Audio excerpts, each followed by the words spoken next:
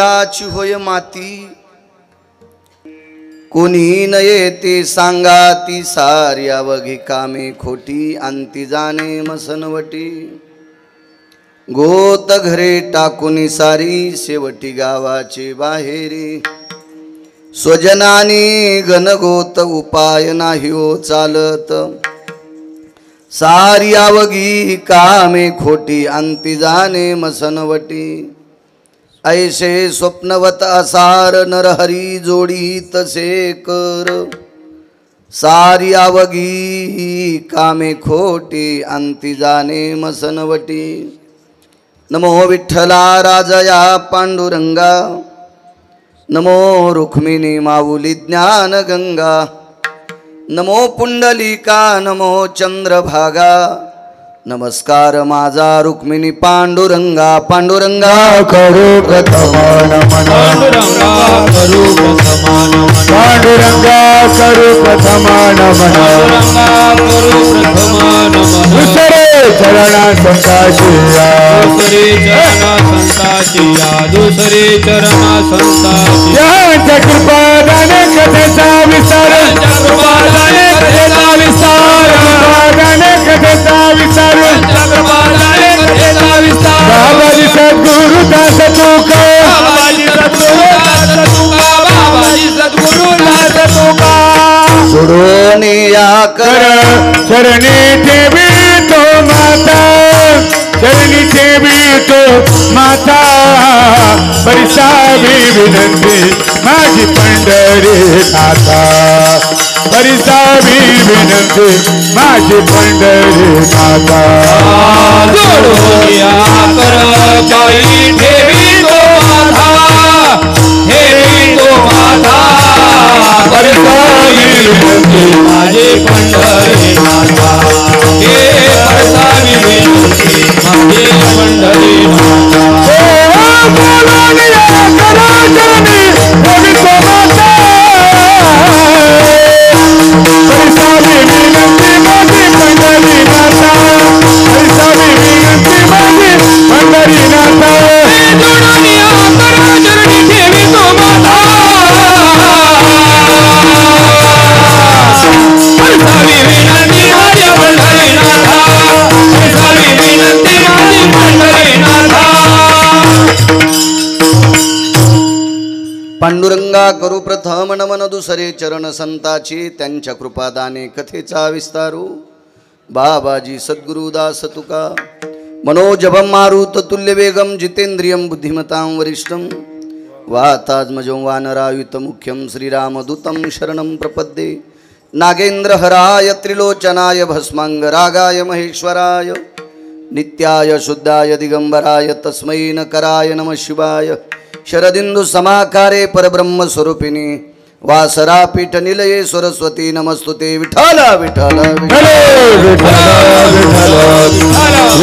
आता वैवाशित पावनाती भासती, पंचानन समाना तया श्रोत्याची आचरणी जाना. साष्टांग नमन करीत असो, वाद्यभूषित पावन तो प्रत्यक्ष अमरेंद्रा समान, तयाची आचरणी जान. साष्टांग नमन करीत असो, आता गान गंधर्व देवता कोकिळ कंठ स्वराराका, जी कीर्तनी वहिवाशित लोका तयाची आचरणी नमन गा. मज दिसत सो परम विख्यातु, जो जान ब्रह्मयाचा सुतू, नारद जान नाम तितिक्षु तयाची आचरणी नमन गा. जेने धर्म जितविलाची बळी, तो संभाजी जान नवाळी, कावतरला जयाची आकुळी, तया छत्रपतीची आचरण कमळी. साष्टांग नमन करीत सो विठ्ठल विठ्ठल विठ्ठल विठ्ठल विठ्ठल विठ्ठल विठ्ठल विठ्ठल विठ्ठल विठ्ठल विठ्ठल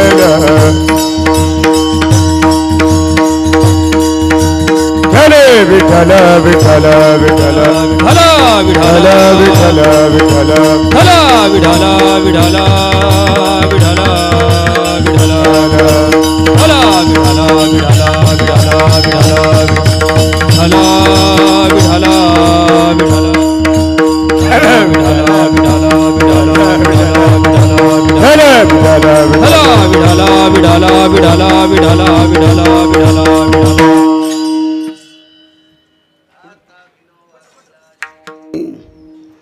जे चातुर्यार्थ कला कामिनी ते श्री शारदा विश्वमोहिनी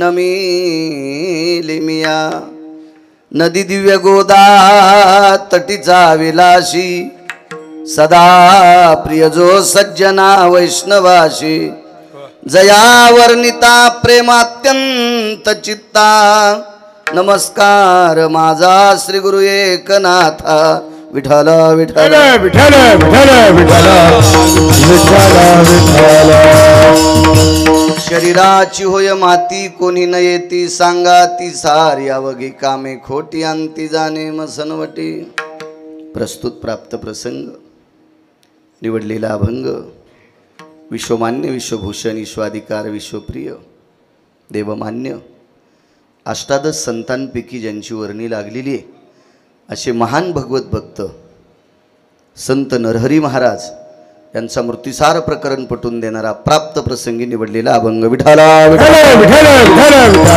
विठ्ठल विठ्ठल प्राप्त प्रसंगी निवडलेला अभंग संत नरहरी महाराजांचा आहे.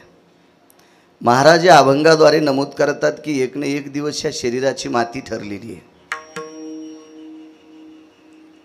कल्पना किती गोड केली महाराज.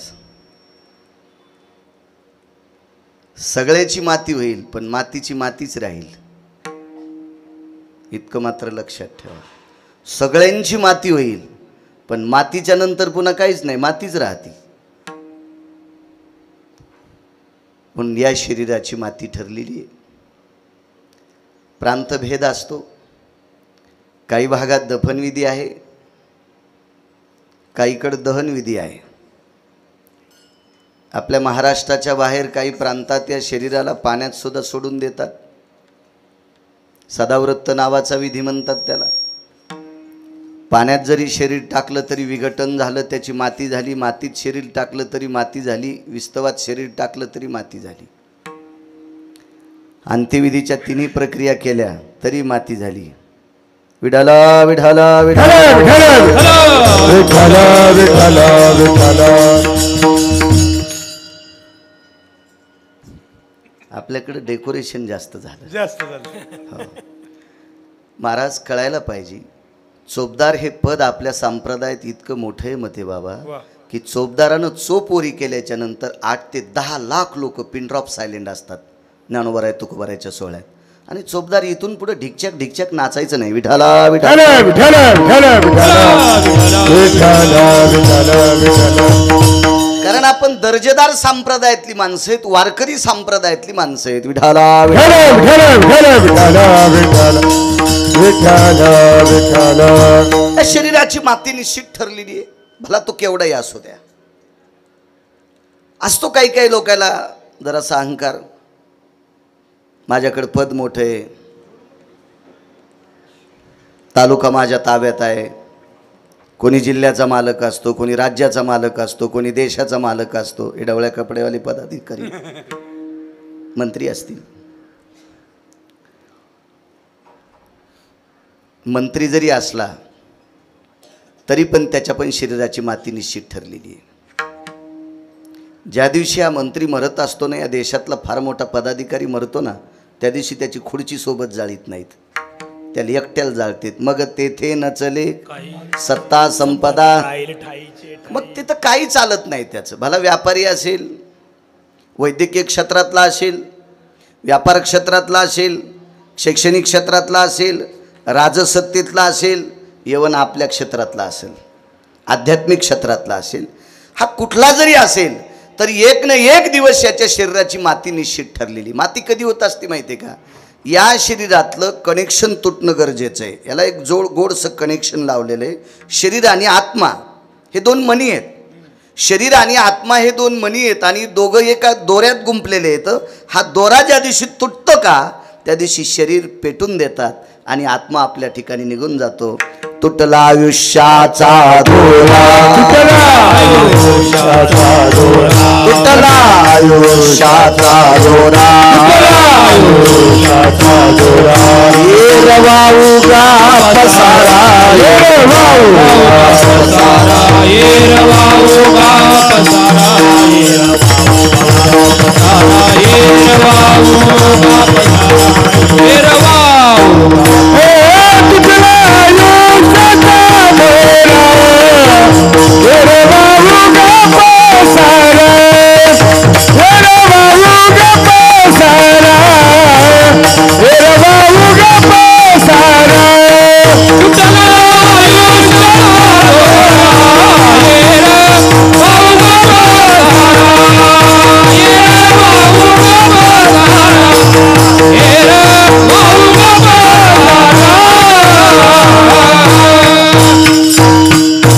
ज्या दिवशी आयुष्याची माळ तुटत असते त्या दिवशी त्यानं केलेल्या सगळ्या गोष्टीचा पसारा ठरत असतो. एक जण म्हणला मी माझ्या जीवनात 15 बंगले बांधले असतील ना, पण मेल्यावर तुला छताव कोणी जाळणार नाही. 100 बंगले बांध, काय ते पैसा झाला तुझ्याकडे, तू बांधशील बंगले, पण छतावर आतापर्यंत जाळलं नाही का? देहूतल्या मालकांचा निर्णय. ज्या दिवशी या शरीराचं प्रेतात रूपांतर होतंय त्या दिवशी लक्ष्याला ठाव स्मशानीचा, लक्ष्मीला ठाव लक्ष्मीला ठाव स्मशानीचा, झाला प्रेत रूप शरीराचा भाव, झाला प्रेत रूप शरीराचा भाव, झाला प्रेत रूप शरीराचा भाव, प्रेत रूप शरीराचा भाव. लक्ष्मीला ठाव स्मशानीचा, लक्ष्मीला ठाव स्मशानीचा, लक्ष्मीला ठाव स्मशानीचा, झाला प्रेत रूप शरीराचा भाव, झाला प्रेत रूप शरीराचा भाव, झाला प्रेत रूप शरीराचा भाव, झाला प्रेत रूप शरीराचा भाव. लक्ष्मीला ठाव स्मशानीचा, लक्ष्मीला ठाव स्मशानीचा, झाला प्रेत रूप शरीराचा आरती रात्र दिवस काम क्रोध माया. लक्ष्मीला ठाव स्मशानीचा, लक्ष्मीला ठाव स्मशानीचा, आरती रात्र दिवस काम क्रोध माया, आरती रात्र दिवस काम क्रोध माया. कारण किती जरी मोठा असेल, पैसे वर्गतचा असतील, पैसे असावे, पैशाच्या विरोधात बोलणारा हरामखोर असतो, तो देशासाठी घातक असतो, तो बडवा, तो नालायक आहे, बुजदिल आहे, तो पांचट आहे. किती शिव्या द्यायच्या त्याला? अजूनही मला 150 देता येत, 250, पण महिला पुढे आहेत म्हणून देत नाही. आदरणीय रामसर, ज्याच्याकडे अर्थ संपला त्याचा कायमचा अर्थ संपला, ज्याच्या जीवनातला अर्थ संपला त्याचा कायमचा अर्थ संपला.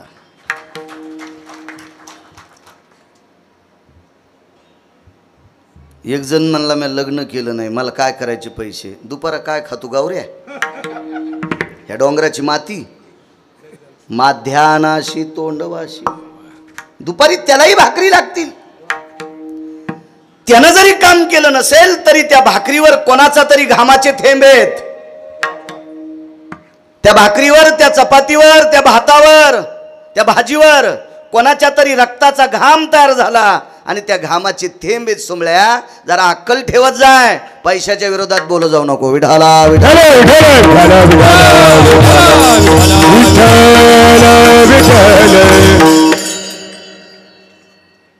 एक सोपं उदाहरण सांगू आजचं, मग ते बघ, ज्या व्यक्तीनं आपल्या आईचं पुण्यस्मरण या महाराष्ट्रातल्या मातीतील काळ्या मातीशी नाळ असलेल्या लोकांना एकत्रित घेऊन आईचं पुण्यस्मरण करतात रामसर.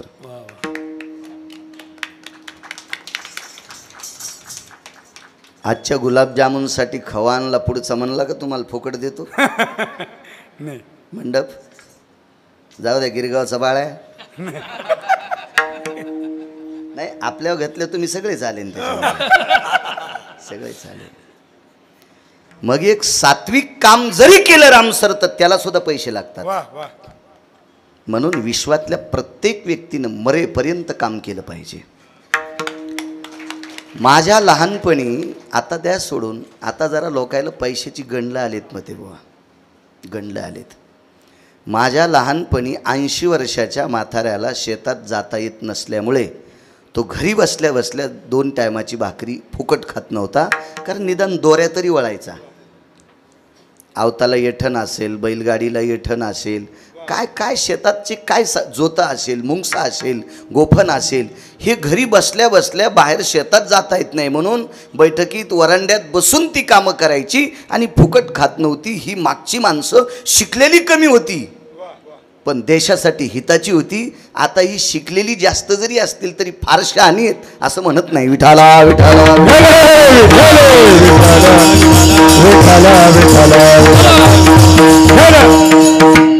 प्रचंड पैसा असला तरी मरावं लागतं, नसला तरी मरावं लागतं. केवढं जरी पद असेल तरी एके दिवशी जावंच लागतं. काही ठराविक लोक सोडून दिले तर प्रत्येकाला जावं लागतं. तद्वज्ञायानं स्वर्गीय वैकुंठवासी, कैलासवासी, सत्यलोकवासी, गोलोकवासी इंदुताई,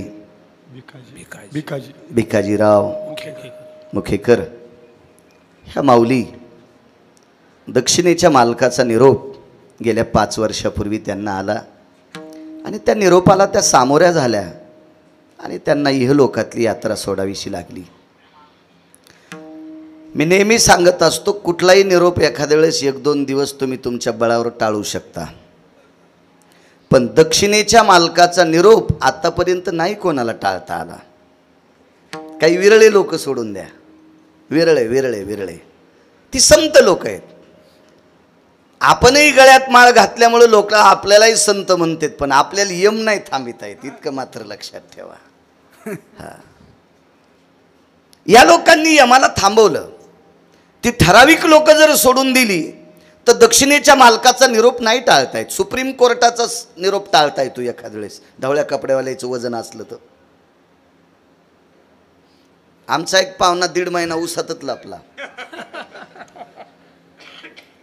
सगळ्याला माहीत होता, पण 10-5 ढवळ्या कपड्यावाले चांगले प्रसिद्ध त्याच्या ओळखीचे होते.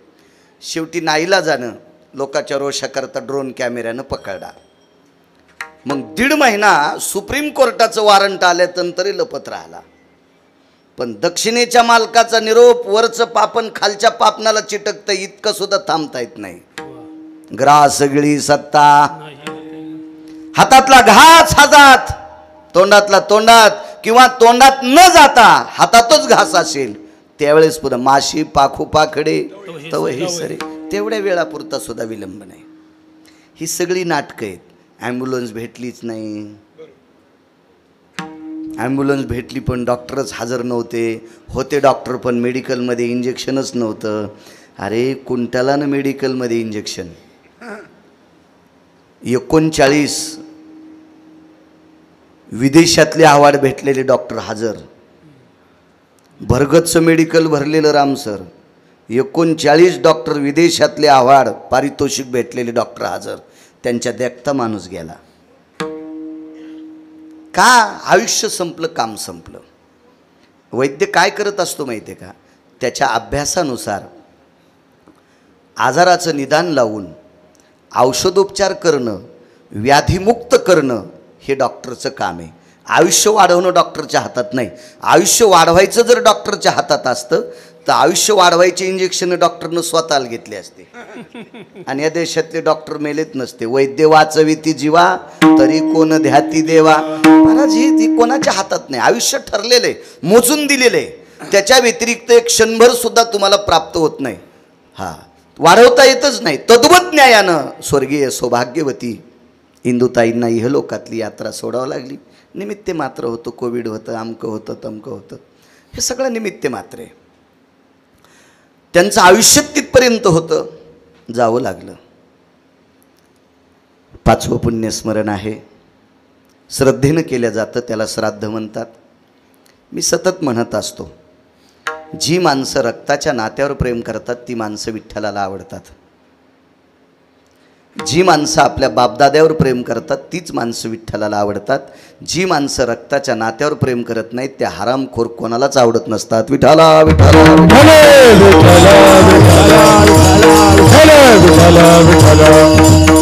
महाराज, विश्वातलं सर्वात मोठं दैवत कोणतं असेल तर ते आई वडील आहेत. ज्याला आईवडील आवडत नाहीत का, मला असं वाटतं त्याला कुठला नरक द्यावा हे आम्हाला सुद्धा कळणार नाही. सर्वात मोठं दैवत कोणतं विश्वातलं असेल तर ते आईवडील आहेत. तुम्हा बसलेल्या मावल्यांना सांगतो, तुमच्या कपाळाचा देव सर्वात मोठा श्रेष्ठ. मी नेहमी सांगत असतो, जी बाई नवऱ्याच्या पाया पडते तिला भारतातल्या कोण्याच महाराजाच्या पाया पडायची गरज नाही. आणि नवऱ्याच्या पाया पडत नाही, महाराजाच्या पाया पडती, तिच्या पापानं महाराज धोत्रा सगळं जळून जाईन. काय करतील, माझं कीर्तन घेणार नाहीत, नका घेऊ, तुम्हाला 30 गाव पठ्ठ्याल 36 गाव, मी काय मागं लागे नाही कोणाच्या. पटलं घ्या, नका पटलं नका घेऊ. जी बाई आपल्या नवऱ्याच्या दिवसात एकदा पाया पडते, दिवसात, तिला भारतातल्या कोण्याच महाराजाच्या पाया पडायची गरज नाही. आणि जी दिवसात 3दा दर्शन घेते का, 3दा, ती किती शक्तिशाली आहे माहिती आहे का. पंढरपुरातला आणि काशीतला मालक तिचा ऐकतो, तिची देवा सता देवा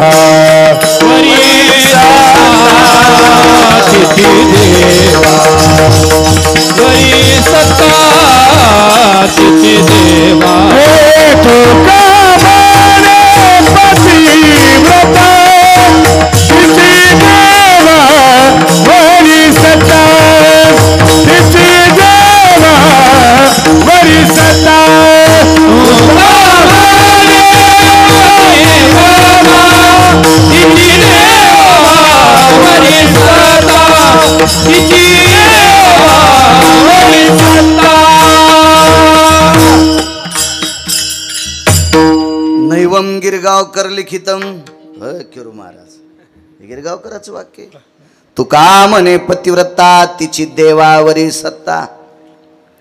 जी मालकाचं दर्शन 3 वेळेला घेते तिची देवावर सत्ता असते. तिनं सांगावून देवानं ऐकावं, इतका मोठा स्त्रीत्वाचा पुरुषार्थ आहे माझ्या माईंनो. पण आपलं काय माहिती आहे का, घरच्याचं पटन आणि लांबचं भेटन. आपल्याला जवळची देव आवडत नाहीत, दूरची आवडतात, तर ती काही भेटत नसतात. चला, मोठ्या श्रद्धेने आपल्या आईचं श्राद्ध करतात. आर्यमा नावाच्या पितरामध्ये त्या दुसऱ्या वर्षीच विलीन झाल्या. आर्यमा नावाच्या पितरांनी त्यांना संलग्न करून घेतलं. शरीरानं जरी गेल्या असतील तरी त्यांच्या कर्तव्याच्या सुगंधानं या मुखेकर परिवारामध्ये त्या कायमस्वरूपी जिवंत आहेत. सज्जनो, मोठ्यांचं वाक्य आहे, आपल्या प्रतीत जरी अभंग नसेल तरी नागपूर प्रतीत आहे, म्हणून वक्ते बाबा म्हणायचे. कारण आई वडील हे शरीरानं जरी गेले तरी आशीर्वादाच्या रूपानं कायमस्वरूपी आपल्यात असतात. तुका म्हणे पितृ आशीर्वाद देती, कल्याण इच्छिती तया कुळा, कल्याण इच्छिती तया कुळा, कल्याण इच्छिती तया कुळा, कल्याण इच्छिती तया कुळा. तुका म्हणे पितृ आशीर्वाद देती, पितृ आशीर्वाद देती, तुका म्हणे पितृ आशीर्वाद देती, पितृ आशीर्वाद देती. कल्याण इच्छिती तया कुळा, कल्याण इच्छिती तया कुळा, कल्याण इच्छिती तया कुळा, कल्याण इच्छिती तया कुळा. आपल्या हयातीतल्या कुटुंबाचं कल्याण इच्छितात ते पितृलोक असतात. ते आशीर्वाद देत असतात. म्हणून माझं तर एक असं मत आहे, मी काही फारसा अभ्यासू नाही, 80-90 वर्ष माझं वय पण नाही. तुम्हाला एखादा श्लोक येत नसेल, एखादा अभंग येत नसेल, एखादी ओळी पाठ नसेल, दुःख मानू नका. तुमचे आजोबा गेलेले असतील, आजी गेलेली असतील, कोणाचे वडील नसतील, कोणाची आई नसेल, तर आपल्या पूर्वजाची एक प्रतिमा घरामध्ये दक्षिणेकडे तोंड करून लावा. आईची लावा, गेली असेल तर आजोबांची लावा, आजीची लावा, कोणाचे वडील नसतील तर वडिलांची लावा. एक विनंती करेल, तुमच्या चप्पलला तुमच्या बुटाला स्पर्श करून विनंती करेल, तुम्ही घरून स्नान करून बाहेर निघत असताना फक्त त्या प्रतिमेला नमस्कार करा. सगळ्या देवांची दर्शनं तुम्हाला तिथं होतील. सगळ्या देवांची दर्शनं तिथं होतील. सगळ्या देवांची. तुम्हाला बरं वाटावा, सोपं वाटावा असं मी कधीच बोलत नाही. मी पाहुणी ग्रंथ करावे कीर्तन, आधारा वाचून काय सांगशी कहाणी. मोठ्यांचं वाक्य आहे, पाहता देवळाची पाठ तीर्थे घडती 360. पंढरपूरला गेल्याच्या नंतर विटेवरच्या मालकाच्या मंदिराची पाठभिंत बघितली की रामसर 360 तीर्थ प्राप्त होतात. फक्त 360, 361 नाही, फक्त 360. पण मायबापाचं दर्शन घेतलं की सकल तीर्थाची धुरे जे का जाण माता पितरे. आई वडिलांचं दर्शन, आपल्या बुजुर्गांचं पूर्वजांचं दर्शन घेतलं रे घेतलं की जेवढे तीर्थ आहेत तेवढे प्राप्त होतात. महाराज विटेवरच्या मालकाकडे गेलं की फक्त 360. पण आपल्या आई वडिलांचं दर्शन घेतलं की जेवढे तीर्थ आहेत तेवढे प्राप्त होतात. नैवम गांजा कसम लिखितम. हे काय गांजा फुक्यान लिहिलंय काय? मोठ्यांचं वाक्य आहे. विठाला विठाला असो. शरीराची माती मोठ्या मोठ्यांची झाली. एक दोन उदाहरणं तुमच्या पुढे मांडतोय. काळ्या मातीची नाळ असलेली माऊली, एका डोंगराळ भागात वसलेलं छोटंसं गाव समशेरपूर. मला असं वाटतं या पावसाळ्याच्या दिवसात आल्यामुळे जरासं या भागात बरं वाटतंय. एकदा आम्ही तुमच्याकडे टाकरीला उन्हाळ्यात आलतो आहे ना राजे. तर त्या उन्हाळ्यात आल्यावर असं वाटत होतं इकडं पोरी देऊ नी बाबा. रामसर इतका डोंगराळ भाग, पाय घसरला तर माणूस वाचायचंच नाही अशी डोंगर. विकसित माणसं आहात. छोटं छोटं क्षेत्र पण हरित क्रांती आहे त्याच्यामध्ये. गोडसं तुम्ही जीवन जगता. छानसा ओघ आहे तुमचा. काळ्या मातीची नाळ आहे तुमची. मोठ्यांचं वाक्य सांगेल, माईवर गाईवर आणि मातीवर प्रेम करा. माईवर प्रेम करा, गाईवर प्रेम करा, मातीवर प्रेम करा. एक हरामखोर म्हणला मातीवर प्रेम करायचं नाही तरी नालाय का तू मातीत जाणारच आहेस. तुझं काय सोनं होणार आहे का? तुला मातीतच जावं लागेल. पण आतापर्यंत नालायकपणा करीत जरी जगला तरी मातीवरच जगायला. इतकं मात्र लक्षात ठेवा. मातीवरच जगतो. गाईवर कशा करता प्रेम करायचं? मायबापावर का प्रेम करायचं? या इंटरनेट जगामध्ये पवित्र भारत देशात, पवित्र महाराष्ट्रात जगण्याचा अधिकार जिनं आपल्याला दिला ती माय आणि बाप आहेत.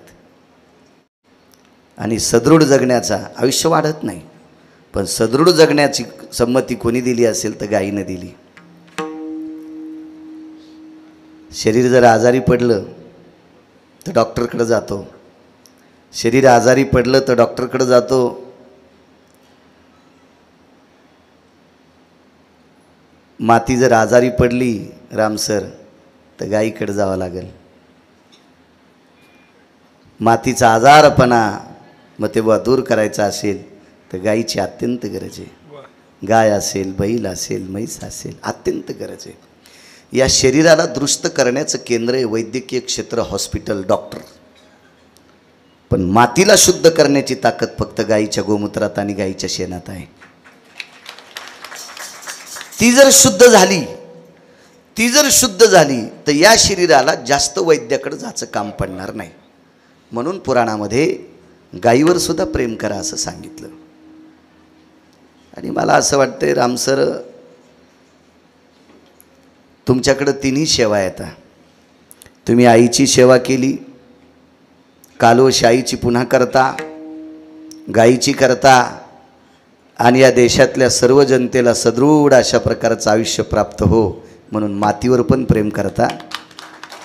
म्हणून बरंचसं वाटलं मला. अजयनं जास्त आग्रह केला तुमचं कीर्तन घेण्याचा, म्हणून घेतलं की मातीवर प्रेम करणारा माणूस आहे. माती म्हणजे शेतीवर प्रेम करणारा माणूस आहे. शेतकऱ्याशी नाळ असलेला व्यक्ती आहे. एरवी सगळ्यांना शेतकरी फक्त काही निमित्तापुरते आवडतात, कायमस्वरूपी आवडत नाहीत. काही निमित्तापुरते आवडतात, काही निमित्तापुरते. सर्वत्र शेतकरी आवडत नाही बरं का. इतकी हरामखोर लोक आहेत आपल्याकडे, खूप खूप भडवी लोक आहेत. तुम्ही अजून लक्षात घ्या, चांगल्याच्या घरी लग्न असेल तर क्वालिटीचे, क्वालिटी म्हणजे हे म्हणतात त्याला क्वालिटी, भिकारचोट असतात ते, माईल सांभाळीत नाही, बापाला सांभाळीत नाही, फक्त 10-5 बंडला असतात हरामखोराकडं, आणि त्या चमकलेल्या लोकायला पत्रिका असतात. मळकं धोत्र, मळकं शर्ट, फाटकी बनेल, खांदा त्या खोऱ्याच्या दांड्यानं फाटलेला असतो, मात्र विश्वाला मोती पोचवतो, अशा शेतकऱ्याला कमी पत्रिका असतात नालायकांच्या. कारण देव बी असा हुशार आहे, कारण या भडव्यांचं अन्न चांगल्या लोकांना खाऊ पण देत नाही, ते पण हुशारच आहे ना. विठाला विठाला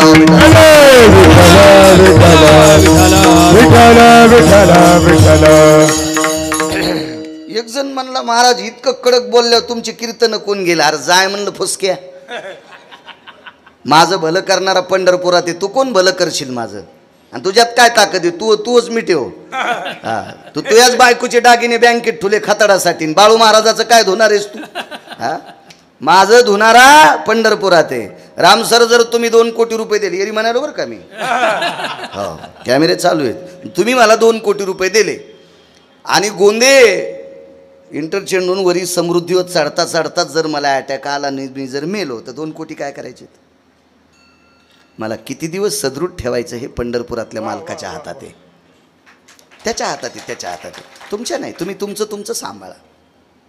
बरं, खरं बोलायचं, वारकरी संप्रदायातल्या व्यक्तीनं कोणाची भीड ठेवायची नाही. कोणाला राग आला तरी येऊ, काय घेणार नाही, नका घेऊ, काय करायचं त्याच्याशी. पण ज्ञानोबाराय तुकोबारायला आवडेल असं बोलत राहायचं. म्हणून माईची, गाईची आणि मातीची सेवा करणारं एक व्यक्तिमत्व आदरणीय रामसर आहेत. मला वाटतं चांगल्या प्रतीचा समूह SCT वैदिक शेतकरी अशी गोडशी त्यांच्याकडे कंपनी आहे, समूह आहे.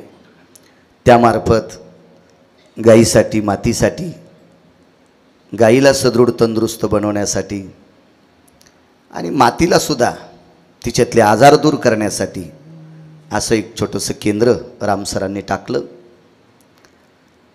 त्या केंद्राची उंच भरारी गरुडाच्या झेपेनं उंच जावं आणि पूर्ण महाराष्ट्रभर नव्हे भारतभर हे आपल्या काळ्या मातीशी राबलेल्या शेतकऱ्यांनी त्याचं अनुकरण करावं आणि विषमुक्त शेती करावी असा भाव व्यतीत करतो. आणि ते प्रगटीकरण सर्वांनी करावं, त्यांच्या अंतःकरणात ती भाव द्यावा, ही विटेवरच्या मालकाच्या चरणी प्रार्थना करतो आणि माझ्या अभंगावर येतो. विठाला विठाला. मृदंग क्षेत्रातलं नाविन्यपूर्ण रत्न आदरणीय गोसावी भाऊ आहेत. या परिसरातलं गोडसं रत्न, या परिसरातलं गायन क्षेत्रातलं गोडसं रत्न आदरणीय मतेभाऊ आहेत. आदरणीय राजेंद्र महाराज आहेत, जे केरू महाराज आदी करून मस्तक माझा पायावरी या वारकरी संतांच्या साऊंडवाल्यांना सुद्धा धन्यवाद. शरीराची होय माती. राजो किती जरी मोठा असेल तर त्या शरीराची माती स्वर्गीय सौभाग्यवती इंदुताईंना जावं लागलं. 1-2 माता सांगतो या भारतातल्या, महाराष्ट्रातल्या. काही मावल्या किती अधिकारी होत्या लक्षात घ्या.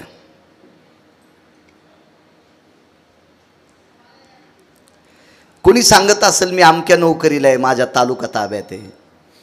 कोणी म्हणत असेल मी इतके पुस्तकं पाठ केले, मी आमकं केलं, मी तमकं केलं. एक लक्षात ठेवा, या देशातल्या शिक्षण महर्षाची पत्नी, नुसत्या भारत देशात नाही, पृथ्वीवर जितके देश होते या सर्व देशातला शिक्षण महर्षी, त्या महर्षीचं नाव होतं महर्षी सांदीपनी. शिक्षण महर्षी. आता काय तालुक्या गणित झालेत, कोपऱ्यावर झालेत, काय नाही. 1-2 शाळा टाकले की शिक्षण महर्षी. काय नसतं त्याला. कारण काय असतं माहिती आहे का, पदवी कोणी दिली आणि कोणाला दिली हा महत्त्वाचा भाग असतोय. कोणी दिली आता मी उद्या पत्रिकेवर नाव टाकतो, बाळू महाराज गिरगावकर शास्त्री हरिपाठ रिवस, माझा नाही म्हणा, तसं नाही होणार. पण महाराज ती शोभली पाहिजे ना ती पदवी. आता मी शास्त्री पदवी टाकली कारण मी न्याय केलंय का, कुठल्या कशात केली का, काय केली, सांख्यशास्त्रात केली का, कशात केली, याला लागन का नाही मुद्दा. म्हणून ह्या कोरड्या पदव्या लावायच्या नाही. गौरवयासाठी स्वामी सेवेची कसोटी. गौरव करून घ्यायचा असेल तर त्या परीक्षेत तुम्ही पास झाले पाहिजे, तर तुम्ही ती कसोटी, तर ती पदवी लावत जा. अन्यथा त्या पदवीनं तुम्हालाही मळमळ होत असेल. अशा मळमळ होणाऱ्या पदव्या विनाकारण लोकांमध्ये प्रसिद्धी मिळवण्यासाठी त्या पदव्या चुकीच्या आहेत. महाराज विश्वातला शिक्षण महर्षी, त्या शिक्षण महर्षीचं नाव आहे महर्षी सांदीपनी.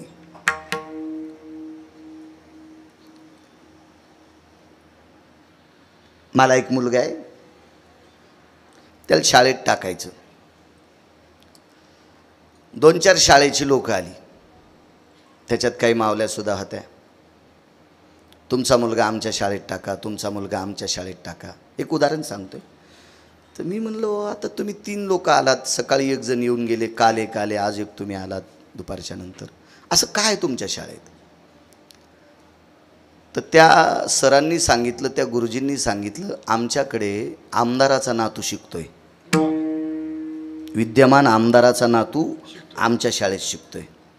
म्हणजे त्यांना म्हणायचं होतं की आमदाराचा नातू जर आमच्या शाळेत शिकत असेल तर बाळू महाराज तुमचं कट्टा आमच्या शाळेत टाका.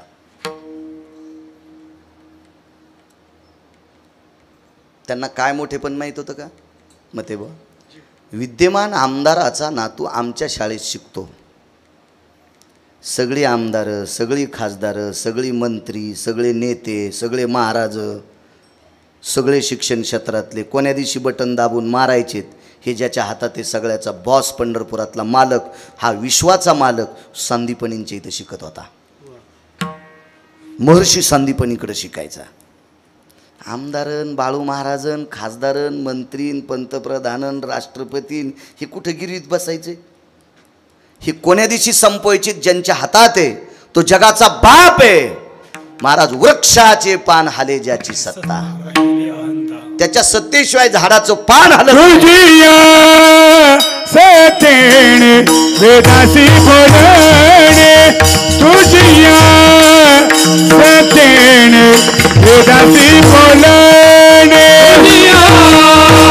सतेने वेदासी बोलणे, तुझिया सतेने वेदासी बोलणे, सूर्यासी चालणे तुझिया पणे, सूर्यासी चालणे तुझिया पणे, ऐसा तू समर्थ ब्रह्मांडाचा धणी, ऐसा तू समर्थ ब्रह्मांडाचा धणी, ऐसा तू समर्थ ब्रह्मांडाचा धणी, ऐसा तू समर्थ ब्रह्मांडाचा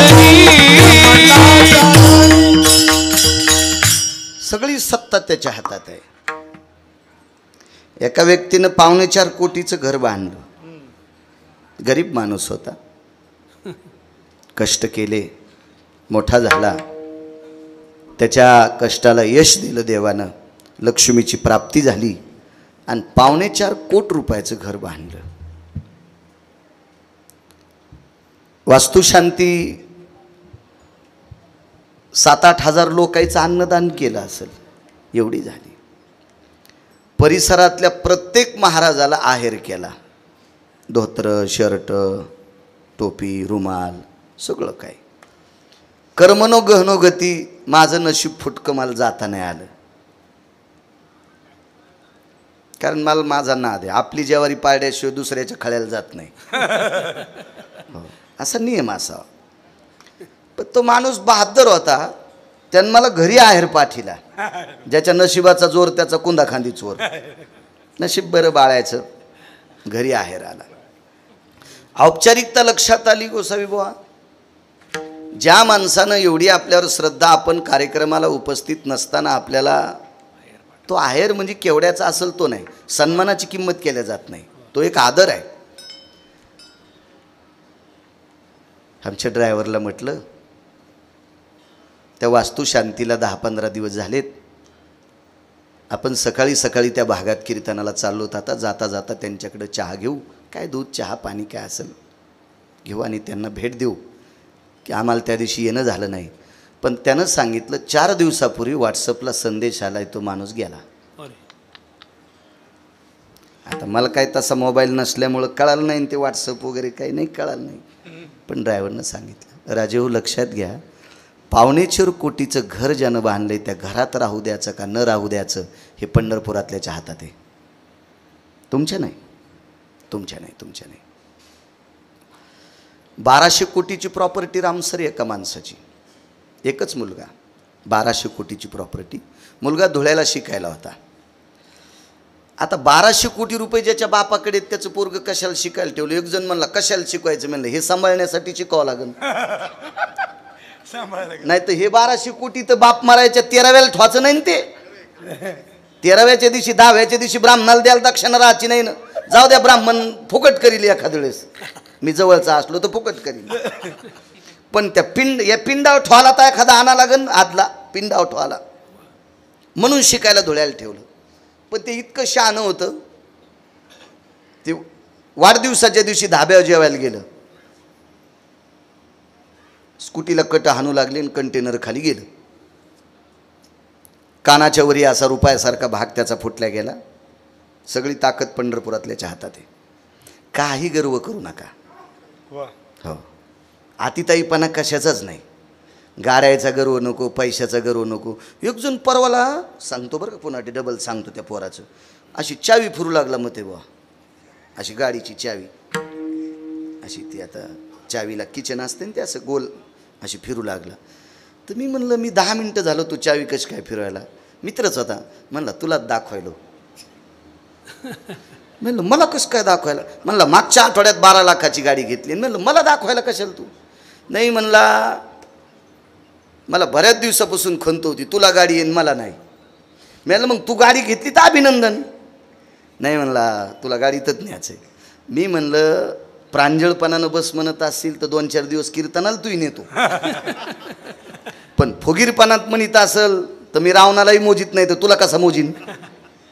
नाही म्हणला 12 लाखाची गाडी. म्हणलं ऐक, ठाणा रेल्वे स्टेशनला मला घ्यायला आलेला एक व्यक्ती तो तृतीयपंथी होता, त्याला 2.25 कोटीची गाडी बसायला होती.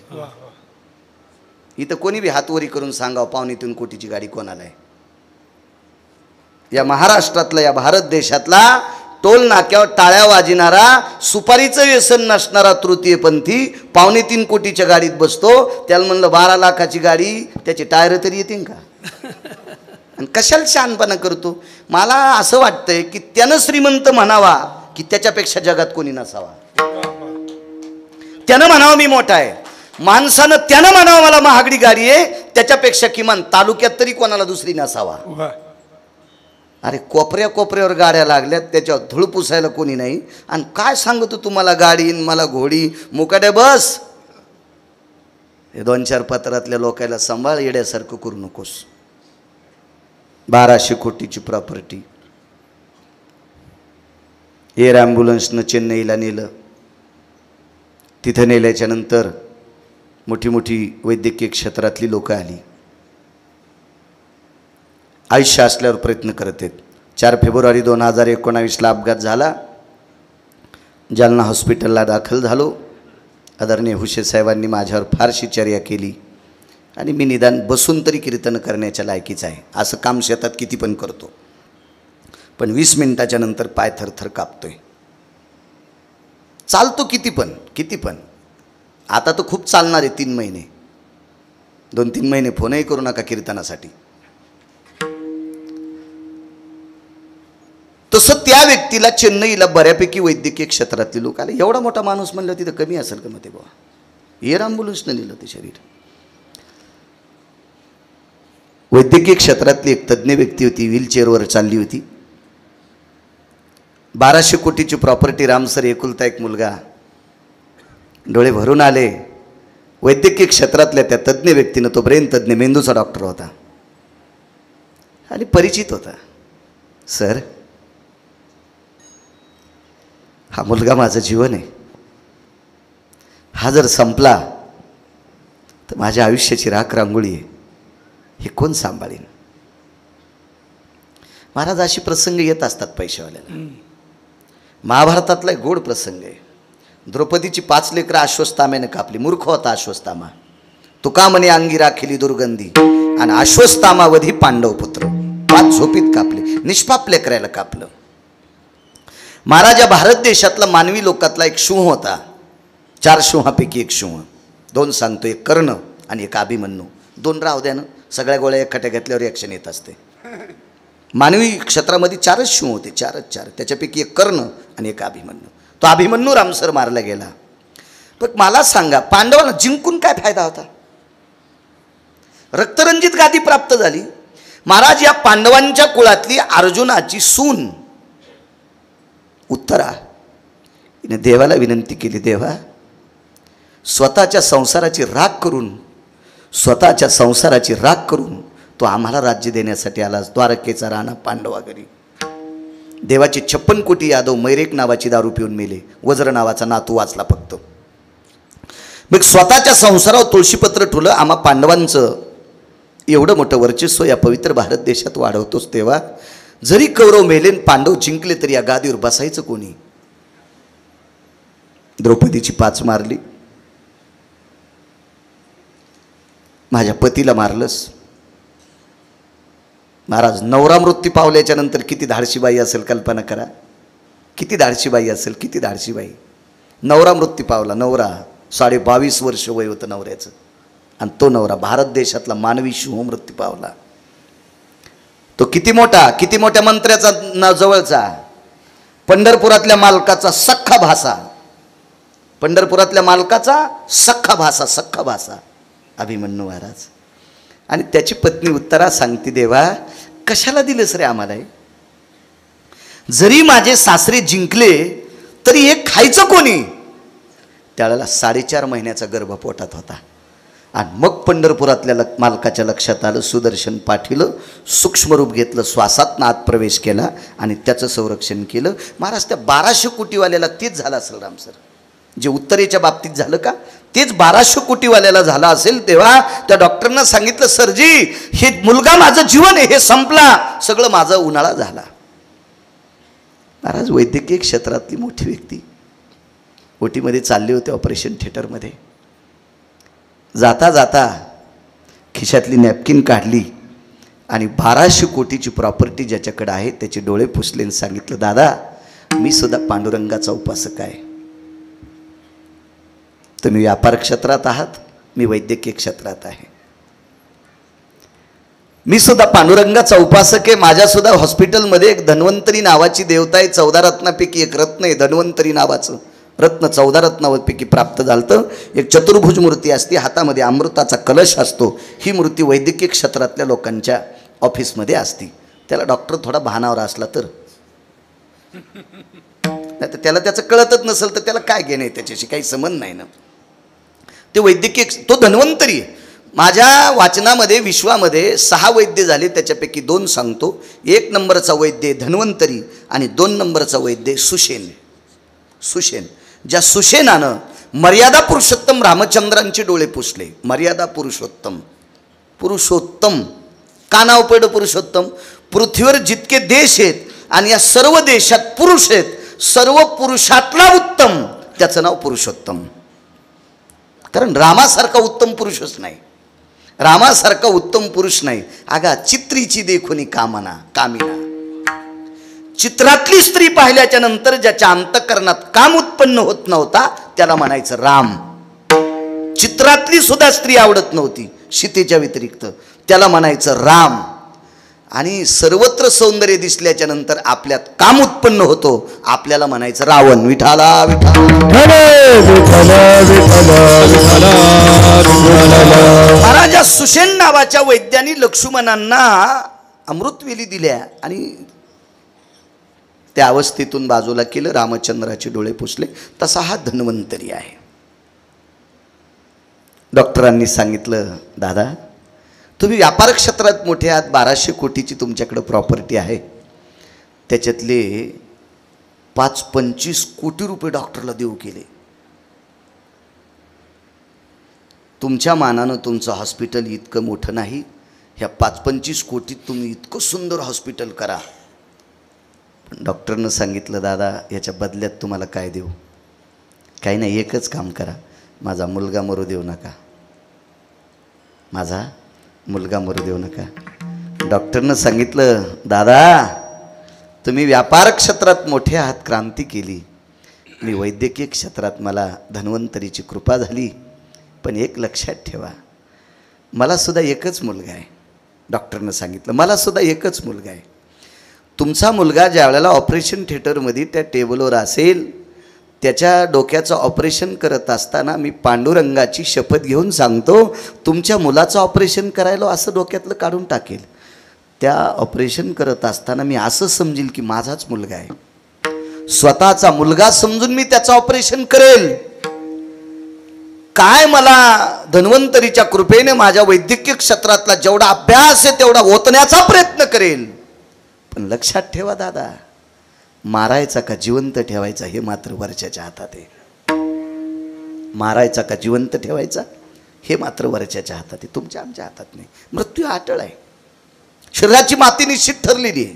कल्पना करा, एखाद्या शाळेमध्ये आमदाराचा नातू शिकत असेल, मंत्र्याचा मुलगा शिकत असेल, एखाद्या व्यापाऱ्याचा नातू शिकत असेल, हजारो एकर शेती आहे त्या शेतकऱ्याचा मुलगा शिकत असेल, जागतिक लेवलला गाजलेल्या महाराजाचा मुलगा शिकत असेल, कोणाचा शिकत असेल, त्याच्यापेक्षा विश्व ज्याच्या कृपेने चालतोय तो जगाचा बाप ज्या शाळेत शिकतो ती शाळा किती मोठी असेल कल्पना करा. त्या शाळेतले गुरुजी होते, त्या शाळेतले शिक्षक होते महर्षी सांदीपनी. परवाला एका माणसाकडे गेलो, गडबड होती, घालमेल होती. मला त्यांनी 20 मिनिटं बसायला लावलं आणि मुलांना खालपर्यंत सोडलं. मी बोललो, तुम्ही एवढ्या गडबडीत लेकरं शाळेत पाठवली, त्यांना डबे नाहीत, काय नाहीत. काही नाही म्हणे, सकाळचा नाश्ता आणि दुपारचं जेवण शाळेत आहे. एका मुलाची फीस 2,27,000 रुपये आहे. सकाळच्या नाश्त्यामध्ये 4 फळं असणार, त्याच्यातली एक चकती का असणार, पण 4 फळं असणार, ते सक्तीनं खाऊ घालणार. दुपारच्या जेवणामध्ये 1.5 चपाती एकदम फलका असेल, ती खावीच लागेल. आमची लेकरं आमच्या हातानं खात नाहीत, पण तिथं खातात. इतकी सुविधा, एवढी सुविधा, एवढी सुविधा. मला सांगा, ज्या पंढरपुरातल्या मालकांनी कृपा केल्याच्या नंतर आमची लेकरं त्या शाळेत आम्ही शिकू शकतो. आणि विश्वाचा बाप अशा शाळेत शिकत होता की त्या शाळेत शिकत भाकरी खाण्यासाठी त्याला स्वतः वाळलेलं सरपण आणावं लागायचं. झाडाच्या पडलेल्या काड्या कुट्या त्याला स्वतः आणावं लागायच्या, स्वतः. त्यावेळेला त्या शाळेतल्या गुरुजींच्या धर्मपत्नीनं त्याला जेवायला द्यायचं. महर्षी सांदीपनींची पत्नी जेवू घालीत होती. परत निघाले, विद्येचं अर्जन झालं आणि निघाल्याच्या नंतर गुरुजींच्या पत्नीचं दर्शन घेतलं. राहू द्या गुरुजींचं बाजूला, गुरुजींच्या पत्नीचं दर्शन घेतलं, गुरुमातेचं दर्शन घेतलं आणि तिचे डोळे भरून आले. माय रडता आपण, खन्या तू जातोस रे बाळा. एकेरी भाषा, विश्वरामसर ज्याच्या ताब्यात आहे त्याला जगाचा पाप म्हणतात आणि त्याला एकेरी भाषा. कन्हैया जातोस रे? हो माय, मला काम पुढे बरंच करायचे, येतो मी. आईसाहेब तुम्ही रडता कशा करता? काही नाही रे बाळा, तुझ्यासारखाच मला एक मुलगा होता, पण समुद्र स्नान करण्याकरता गेला आणि सागरात बुडून तो मृत्यू पावला. मग आईसाहेब इतक्या दिवसात तुम्ही मला कधी दुःख सांगितलं नाही, तुम्ही रडल्या नाही, याचं कारण काय? काही नाही, मुलगा जरी मृत्यू पावला पण तुला पाहिल्यावर मुलाची आठवण होत नव्हती. तुला बघितलं की असं वाटायचं तू विश्वाचा बाप आहेस आणि तूच आमचा मुलगा आहेस, पण आज तू आमच्या आश्रमातून जातोस म्हणून मला मुलाची आठवण झाली. एका पुराणाचा सिद्धांत आहे, तो मुलगा जगाच्या मालकाने परत आणला. आता कसा आणला, काय आणला, मी काय त्या गावचा सरपंच नव्हतो, त्याच्यामुळे मला काही इतकं इचकू नका. तुम्हाला जर पाहायचंच असेल तर पाहावे पुराणी विचारून. जमीन 300 एकर आणि बैल 2, कसं इतकं पाळी घालता येईल आहे का नाही? आकारात चाललंय माझं बी, तरी सांगण्याचा बऱ्यापैकी पाळी घालण्याचा प्रयत्न करतो, पण एवढं किती आता, एवढं शक्य नसतं ना ते. मग कसाच केला, आयुष्य तर वाढीता येत नाही. नाना प्रकारचे लोक चिकित्सक आहेत ना, आणि काही लोक इतके चिकित्सक झाले, दात पडल्यावर चावून गेल्यावर त्यानं माळी घातल्यात. दात पडल्यावर ज्यानं चावून गेले का त्यानं माळी घातल्यात, आणि ते आम्हाला शिकित. पहिले महाराज असे नव्हतेच, म्हणलं आताच्या शेपटी आहेत का? अरे तू आता फुकून दिला तर ढवळ्या कोंबड्यासारखा तू हवास येईल, आणि तू आम्हाला शिकी तू हरामखोरा. विठाला विठाला विठाला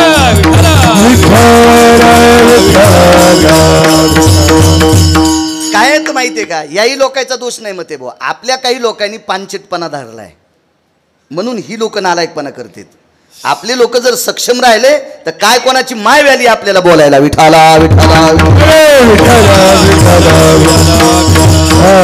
नियमाची चौकट आहे. सासऱ्याच्या पुढून जाताना सुनेनं पदर पडू द्यायचा नाही, आचारसंहिता आहे.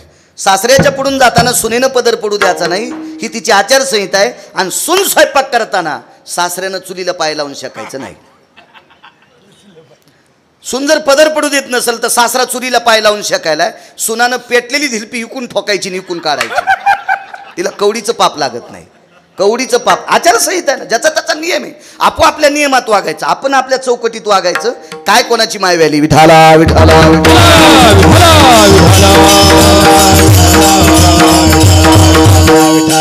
तो मृतपुत्र उठून दिला. जाऊ द्या, मला स्वर्गीय सौभाग्यवती विंदुबाईसाठी बोलायचं. महाराज विश्वाच्या बापाला जिनं भाकरी घातल्या ती महर्षी सांदीपनींची धर्मपत्नी होती. नाव काय होतं घरी गेल्यावर शोधा, मी राव ठेवून देतो. तसंच टी व्हीतल्या मालिकेंच्या बऱ्यापैकी बायकांची नावं तुमच्या पाठीत इथं कोरलेत. काळ जाव, इथं कोरलेत, इथं कोरलेत. शिक्षणाची गंगा जिथून सुरू झाली त्याच्या बायकोचं नाव तुमच्या अंतकरणात कोरा, की जेणेकरून तुमची लेकरं सात्विक होतील. सरजी तुमची आई किती शिकलेल्या होत्या मला माहीत नाही, हो, पण तुमच्या आईला अध्यात्माची आवड होती इतकं मात्र लक्षात ठेवा. सदाचार, सात्विकता ह्या वारकरी संप्रदायाशी आणि काळ्या मातीशी नाळ असलेली ज्या इंदुबाई होत्या, तुम्ही प्रयत्न करत असाल नवल नाही, तुमचं वर्णन करणार नाही असा विषय नाही. पण एक लक्षात ठेवा, एवढी मोठी तुम्ही शेतीमध्ये या पवित्र मातीला दूषितपणातून मुक्त करण्याची क्रांती तुम्ही करता, याच्या पाठीमागं तुमच्या आईवडिलांचा आशीर्वाद आहे इतकं मात्र लक्षात ठेवा. कारण माणूस हा तसा मोठा होत नसतो. पाठांतर कोण करत नाही मग ते भाऊ, सगळे लोक पाठ करतात. मला जर तुम्हाला स्वरच नाही द्याला आणि तुम्ही जगातल्या कुठल्याही व्यक्तीकडे गायन शिकायला गेले तर काय चलल तुमचं? नाही. आणि स्वर इकत भेटत असतो का महाराज? देवही देत नाही बरं, हे लक्षात ठेवा. देव देत नाही. देवाला जर देता आला असता तर देवाच्या जवळ राहणारी लय लोक आहेत, त्याला देता येत नाही. तुमचा बायोडाटा बघितल्याशिवाय देव देत नाही. आणि बायोडाटा बदलायची ताकद दोनच लोकात आहे, एक तर पूर्वज बदलू शकतात, अन्यथा संत बदलू शकतात. मधल्या कोणाच्याच बापाची ताकद नाही बायोडाटा बदलायची. विठाला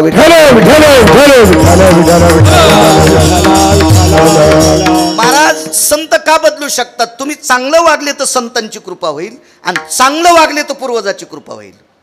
किंवा पूर्वजांची कृपा कशी होत असते? एका माणसानं बराशी खांदून 3 एकरची 27 एकर जमीन केली. बराशी खांदल्या, हमाल्या केल्या, ज्याचे नाही त्याचे कामं केले, एक टायमाची भाकरी कमी रामसर खाल्ली, फुटाण्यावर दिवस काढले, 4-2 शेंगादाण्यावर दिवस काढले, अर्ध्या भाकरीवर दिवस काढले, आणि 3 एकरची 27 एकर जमीन केली. किती कष्टानं केली. पण कालांतरानं सुनानं इतका कहर केला की तिच्या मेकअपसाठी मुलानं 7 एकर फुकली. तिच्या गन पावडरसाठी नवऱ्यानं 7 एकर फुकली. बापानं माईनं काय आशीर्वाद द्यावा पडड्या पडड्या. अरे आम्ही 3 एकरची जमीन लोकांचे फुटाणे खाऊन 27 एकर केली, आणि तो बायकोच्या फॅरनलवलीसाठी 5-7 एकर इकलीस. आहा कटा त्याची करी ती पितर. वंशी दुराचार पुत्र झाला, वंशी दुराचार पुत्र झाला, वंशी दुराचारी पुत्र झाला, वंशी दुराचारी पुत्र झाला. कटा त्याचे करीत पितर, कटा त्याचे करीत पितर,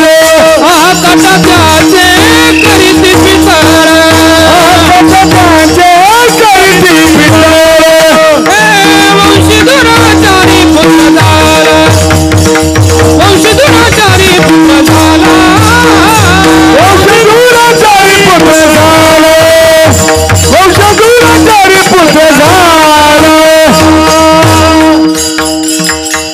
सगळ्यात मोठा जर प्रचंड शाप कोणाचा असेल तर तो आपल्या बापदाद्याचा असतोय, आणि तो टाळण्याचा प्रयत्न करत जा. एखाद्या वेळेस देवाचा आशीर्वाद नाही भेटला तर जाऊ द्या, तुमच्या नशिबात संत नसतील तरी जाऊ द्या, पण आपल्या बापदाद्यांचा आशीर्वाद मात्र प्राप्त करत जा. विश्वातलं कोणतीच शक्ती तुमचं वाईट करू शकत नाही. चला, शरीराची होय माती सांगतो, पण पूर्वजांच्या वाडवडिलांच्या आईच्या आशीर्वादाची ताकद किती मोठी. युद्ध चालू होतं, 18 दिवस युद्ध झालं, भारतीय युद्ध, द्वापार युगातलं कुसायुग. 18 दिवसाच्या युद्धामध्ये एका व्यक्तीला मारण्याची ताकद एकाच व्यक्तीत होती. मरणारा व्यक्ती होता दुर्योधन, मारणारा व्यक्ती होते भीम. भीम हा प्रचंड शक्तिशाली व्यक्ती. भीमाकडे जी गदा होती, प्रचंड शक्तिशाली गदा, आणि देवानं भीमाला सांगितलं होतं, भीम दादा, गदा युद्धामध्ये कमरेच्या खाली मारत नसतात. पंढरपुरातलं किती गुंड आहे पान. पंढरपुरातल्या इतका चतुर आणि पंढरपुरातल्या इतका गुंड जगातच माणूस नाही, जगात माणूस नाही. योगजून म्हणलं, देव कुठं गुंड. रावणासारख्या गुंडाला ज्यानं दुपारा आपटू हाणले, तो किती नंबरचा गुंड असेल याचा विचार करा. रावण विश्वातला 6व्या क्रमांकाचा गुंड आहे बरं का. 2 नंबरचा गुंड वाल्या होता. हो, 2 नंबरचा गुंड वाल्या, पण महर्षी झाला. हो, आता मधले कोणते होते ते घरी गेल्यावर तपासा. सगळं मीच कसं सांगू तुम्हाला, गुत्त थोडं. तुम्हाला भाटूर भुटूर गुंड माहिती आहे, ते टाटर चोरणार, वायर चोरणार, पैप चोरणार, भंगारी चोरणार, हे तुम्हाला हे गुंड माहिती आहेत. मेन गुंड पहा, जगात 6 गुंड, जगात 6 विद्वान, जगात 6 श्रीमंत. श्रीमंताच्या यादीमध्ये राजा भरत होते 1 नंबरला. जेने दिगमंडल जिंकिले, समुद्र वलयांकित राज्य केले, नाना भोग भोगिले, नाही देखिले सुरवरी. या देशाला भारत देश नाव का पडलं माहिती का? या देशाचा राजा भरत.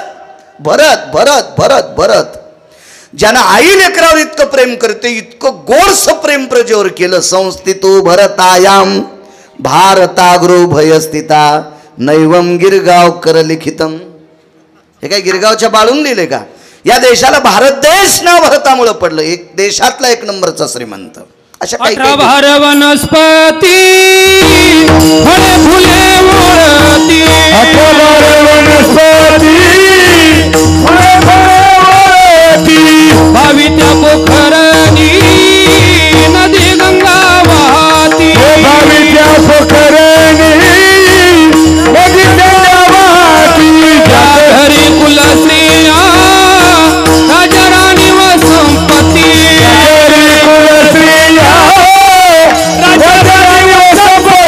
हे सुख सांडलिया असया योग सेविती,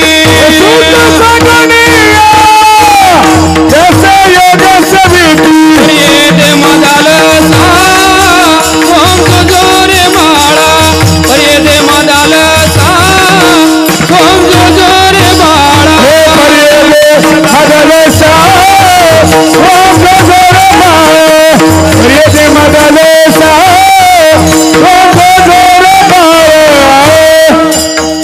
सगळ्या गोष्टीनं परिपूर्ण राजा भरत श्रीमंत. या देशात 18 दिवसाचं युद्ध झालं. कमरेच्या खाली गदा मारत नसतात, पण पंढरपुरातला मालक चतुर आणि गुंड किती लक्षात घ्या. देव चतुर जाणून अंतर्वर्त तसे. राज, एक सहज कल्पना करा, आंबा जर भोपळ्याला लावला असता, भोपळ्याच्या याला रामसर, आणि भोपळा जर आंब्याच्या फांदीला लावला असता, आणि सहज नेहारी करायला आपण खाली बसलो असतो, तुटून जर डोक्यात पडला असता, तर ऑपरेशन इथं झालं नसतं भारतात. नाही, त्या 4 खांब्याच्या चौकड्यातच न्यावं लागलं असतं त्याला मशीन. ऑपरेशन कसं होईल? एवढा भोपळा डोक्यात पडला. योगजून म्हणला, एवढूसा भोपळ्याचा येलो त्याला एवढा भोपळा, आणि एवढा आंब्याचं बुडून त्याला एवढूशी कैरी. तुमचा देव पागल आहे. म्हणलं असू दे ना, तरी आम्ही त्याचीच बघतोय. आमचा देव पागल असू दे, आम्ही पागलाचीच बघतोय. आम्ही महापागल. पण हे आंब्याखाली जरासं झोपलं ताक पिऊन. उन्हाळ्याचे दिवस होते, आणि उन्हाळ्याच्या दिवसात ताक बासुंदीच्या थुत्रीत आणते. कडकडत्या उन्हात बासुंदी खावडत असते. ताक प्या वाटते ताक. महाराज जुन्या माणसं येते तो हे जराशा मधल्या 20 वर्षात त्या पैशावाल्यानं हरामखोरपणा केला. जरा जरा पैसे वाढले का त्याहीन जरासा नालायकपणा केला. पण माझं मत आहे 100 कोटी जरी असले तर धोत्रावर इन नाही केली पाहिजे. कुत्रे भुकत असतात ना. पॅन्टीवर इन करावं, धोत्रावर इन केल्यावर कुत्रे भुकतील ना, आहे का नाही. पिसाळलेलं आलं म्हणतील ना. मर्यादा ठेवली पाहिजे. क्विंटल भर सोनं असलं तर नत किती किलोची घालावं. नाक तुटन होशीन नक्की फ्या फ्या करशील. मर्यादा असल्या पाहिजे. काही पण नाही करायचं पाहिजे. मर्यादा असल्या पाहिजे. एव्हा ह्या मधल्या 20 वर्षाच्या काळात गुळाचा चहा पिणाऱ्या लोक भिकार चोट म्हणत होते. आपल्या जन्माच्या वेळेला गुळाचा चहा पिणाऱ्याला मग तेव्हा भिकार चोट म्हणायचे. हे भिकारी त्याचे इथं पैसे आहेत का, त्याला कुठं साखर घडती का. आणि आता 50 लाखाच्या गाडीत बसलेला इथे सेंद्रिय गुळाचा चहा भेटन. तू या रूमण्यान हाणायला पाहिजे. आता कसा तुला गुळ शोभायलाय. माणसं जुन्यावर आले का नाही, यावंच लागणार. तुम्ही जुन्यावर नाही आले की पटापटा मरणार. विठाला विठाला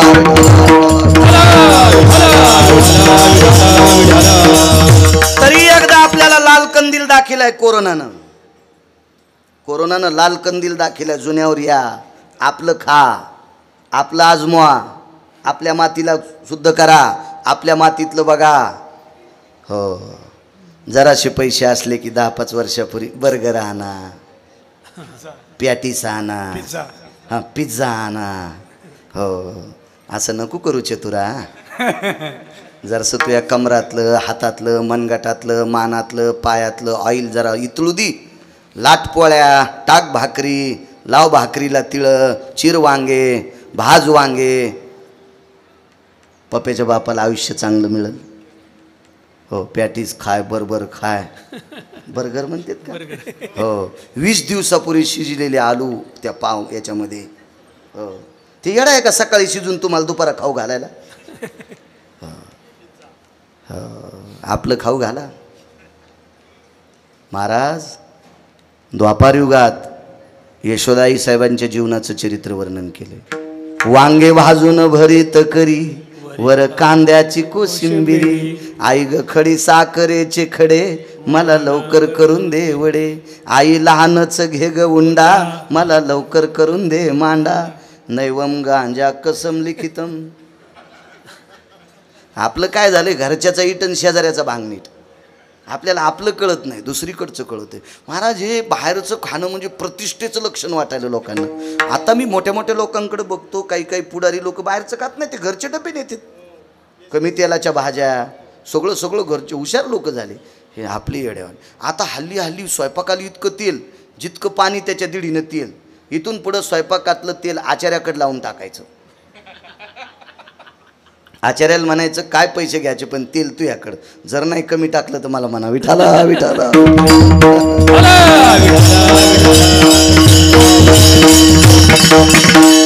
शरीराची वय माती सांगते, मधले भांगार सोडून द्या. हे आर्थिक ह्या सगळ्या गोष्टी, उन्हाळा पावसाळा हिवाळा जसा ऋतू बदलत असतो तशी संपत्तीचे कल बदलत असतात. चांगला पाऊस पडायच्या नंतर टेकड्याच्या जागेवर लवण होत असते. जिथं खड्डा आहे त्याच्यात माती जाते, ती वरी जातोय. तशी माणसाची गरिबी श्रीमंती पार्ट चालत असते. याच्यात काही ताण घ्यायचं नाही. अन्नमान धन हे तो प्रारब्ध आधी काय होत नसते. काही काही माणसाचं प्रारब्ध खोटं असेल, मरुस्तर काम करू द्या तरी त्याचं भलं होत नाही, कारण त्याचं प्रारब्ध खोटं आहे. पण काम करायचं बंद करायचं नाही, काम करत राहायचं. एक ना एक दिवस तो फल देत राहत असतो. चला, कमरेच्या खाली गदा मारता येत नाही. देव किती चतुरन, देव किती गुंड आहे लक्षात घ्या. त्याच्यासारखा चतुर कोण नाही, त्याच्यासारखा गुंड कोणी नाही. एक जण मला भेटला, महाराज कानं जर ऐकायचीच गरज होती ती ह्या फाकड्या कशाला लावल्या. हे हे कानाला फक्त ऐकायची गरज आहे ना, मग या छिद्रातून ऐकू येते ना. ही वरचा कशाला करता लावला. आणि त्याच्यावर 3 दिवसाला त्याचं ऑपरेशन झालं डोळ्याचं. आणि मग मी भेटायला गेलो बिस्किटचा पुडा घेऊन. बिस्किटचा पुडात नेत होते पहिलं. बिस्किटचा पुडा नेला आणि त्याला भेटायला गेलो. ते काळा चष्मा इथं हाड केलेला. तर त्याला म्हणलं एक सांगू का रावसाहेब, हे तुम्ही मला मागच्या आठवड्यात प्रश्न केला होता की देवानं ऐकण्यासाठी कान दिले, ते मधलं छिद्र सगळं ऐकू देते, पण याची गरज काय होती. आता चष्मा कुठं हाड केला असता. 2 खिळे ठोकून आणले असते का. इथे एक आणि इथे एक, त्या चष्म्याच्या दांड्या अडकवायला. महाराज त्याचं एवढं चातुर्य आहे, त्याच्या चातुर्याची कोणीच बरोबरी करायची नाही. एवढा चतुर की त्याच्या चातुर्याची सीमाच नाही त्याच्या चातुर्याची. महाराज त्याच्या निर्मितीचं चातुर्य इतकं मोठं आहे. मागच्या 1.5 महिन्यापूर्वी एक पाहुणा आमच्याकडे आला. आहे म्हणलं चला शेतात, तोपर्यंत स्वयंपाक होतोय. पण त्याला शुगर आहे मला माहीतच नाही ना. आता शुगरवाल्या माणसाला लय जेवावं लागतंय, आती खाता येत नाही, उपाशी राहता येत नाही. मग त्यानं आमच्याच पोराला सांगितलं चॉकलेट आहेत का, तर ते म्हणलं बाबा दात खराब होतात म्हणून चॉकलेट खाऊच देत नाहीत. पण त्यानं जवळचे 10 रुपये दिले, 2-3 चॉकलेट आणायला लावल्या. आता आमच्या मुलांना आणून दिलं, त्यांनी खिशात ठेवलं. आम्ही शेतात हळदीला येडा करत असताना त्यांनी ते चॉकलेट खायला सुरुवात केली. म्हणलं काय खाय, महाराज मला शुगर आहे आणि थोड्या वेळेला ते घ्यावं लागते, काय नाही तर ते काय मी मरू शकतो. तुला अवघडच काम झालं तुमचं आता. आहे म्हणजे जिता जागता बोलता माणूस खाल्ल्याशिवाय जगू शकत नाही. जिता जागता बोलता माणूस खाल्ल्याशिवाय जगू शकत नाही. माणसा इतका मेंदू कोणाचाच मोठा नाही रामसर. पण विश्वाचा मालक किती चतुर आहे. 200 फुटातली खालची दगडातली बेंडकी जिवंत ठेवतो. पाषाणाचे पोटी बैसला दरदरू, तयामुखी चारा कोण घाला. वीर फोडत असताना मोठा टोळ निघला ब्लास्टिंगमध्ये. तो टोळ वरी घेतल्याच्या नंतर तो आदळल्याबरोबर त्या दगडाचे 2 तुकडे झाले. पण त्याच्यातून बेंडूक बाहेर आला. त्याला कोण शिरा द्यालता, त्याला पुरी कोण दिली, त्याला गुलाबजामुन कोणी दिले. जाऊ द्या, त्या दगडात पाणी होतं का महाराज, नाही. तयामुखी चारा कोण घाली. काय चातुर्य असेल महाराज त्या देवाचं. तुम्ही आम्ही लावलेल्या वनस्पती एक जर पाणी संपलं. आता मला एका तीर्थयात्रेकरता जायचं आहे. आज अशी पंचायत पडली, 8 दिवसाकरता जर शासनानं दिलेला DP जर खराब झाला तर 8 दिवसामध्ये पूर्णची पूर्ण हळद तिचं उत्पन्न 50% खाली होईल. म्हणून 4.25 लाखाच्या जनरेटरची व्यवस्था आज करून यात्रेला जायचं. स्वतःचा खिसा खाली होणी म्हणून हळदीचं उत्पन्न भरघोस व्हावा. जरी DP तुटला, एखादं वादळात वारं तुटलं, एखादा पोल पडला तर 8 दिवस जाणार ना रामसर त्याला. मग ती 8 दिवस हळद दम धरणार नाही, तिला पाणी लागेल. पण तुमच्या डोंगरावरची झाडं चैत्र महिन्यात पण हिरवी राहतात.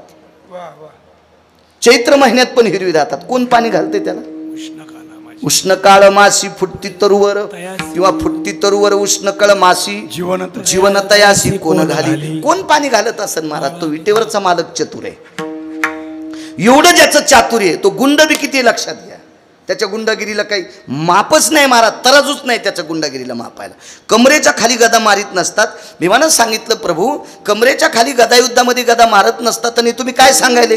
मग ऐका ना म्हणले भीमदादा, मोठ्या भावाला लहान्या भावाची पत्नी लेकी समान असावा. मोठ्या भावाला लहान्या भावाची पत्नी लेकी समान असावा आणि लहान्या भावाला मोठ्या भावाची पत्नी माई समान असावा. नाही पंढरपूरला गेलं तरी चालते बरं, नाही पंढरपूरला गेलं तरी चालते. हा दर्जा जो सांभाळतो का त्याच्या घरीच पंढरपूर आहे, त्याच्या घरी पंढरपूर आहे, त्याच्या घरी पंढरपूर आहे.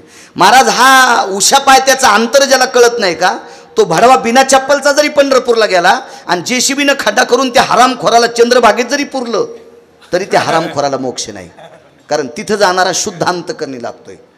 काय त्याच्या गोळ्या संपल्यात का. तो इतका चतुर आहे. मुंगी के पाव में घुंगरू बाजे वही अल्ला सुनता है. विठ्ठल जळी स्थळी भरला रीता ठाव नाही उरला. आज मी दृष्टीने पाहिला विठ्ठलची जळी स्थळी काष्टी पाशानी. कणा कणात ज्याचं अस्तित्व आहे. आपण अंधारात पाप करा, उजेडात पुण्य करा, काही करा, सगळं काही त्याला कळते. त्याच्यापाशी चोरता येत नाही. तो इतका चतुर आहे. आणि त्या देवानं सांगितलं लहान्या भावाला मोठी भाऊजाई आई समान असावा. मला सांगा द्रौपदी आई समान असताना ज्या दुर्योधनानं मांडीवर बसली त्याची अक्कल कुठं नदीला गेलती का भीमदादा. आई समान असणाऱ्या द्रौपदीला, भाऊजाई आई समान असणाऱ्या द्रौपदीला ज्या हरामखोरानं मांडीवर बसलं त्याची अक्कल नदीला गेलती का. मग ज्याला तितका अंतर कळत नाही मग कमरेच्या खाली गदा हाणायला तुम्हाला तरी काय हरकत आहे. काय गुंडागिरी पाणी. देवासारखा राजकारणी जगात कोण नाही. कारण राजकारण फक्त द्वापारयुगापासून सुरू झालं बरं का.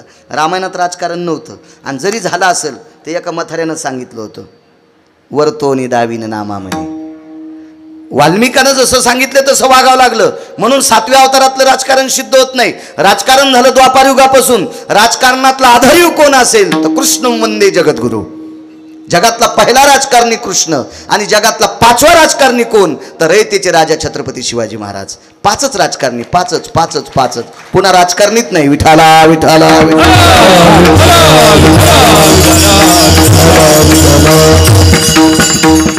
महान चातुर्य महाराज त्याच्या जीवनात. गदा खाली मारायला लावली आणि भीमदादानं गदा मारली आणि दुर्योधनाचा प्राण गेला. आईची ताकद किती मोठी असते लक्षात घ्या. वाडवडिलांचे आशीर्वाद किती मोठे असतात लक्षात घ्या. महाराज भीमदादानं गदा मारत असताना गदा अशी उगारायची की भगवंतानं सांगितलं दादा आज गदा मारू नका. नाराज व्हायचे भीमदादा. आणि युद्ध होतं 18 दिवस. 18 दिवस नवदोनी दिवसात व दिले कौरव. 18 दिवस युद्ध होतं. 18 दिवस. पण एक दिवशी भीमदादा मल्ल खेळत होते. मल्ल कुस्ती बुक्याचा मार देत होते आणि भगवंतांना अशी चुटकी वाजली दादा हाना गदा. बेसावध असताना संदेश आला आणि बेसावध अवस्थेत किरुबुवा गदा मारली. महाराज देवानं सांगितलं.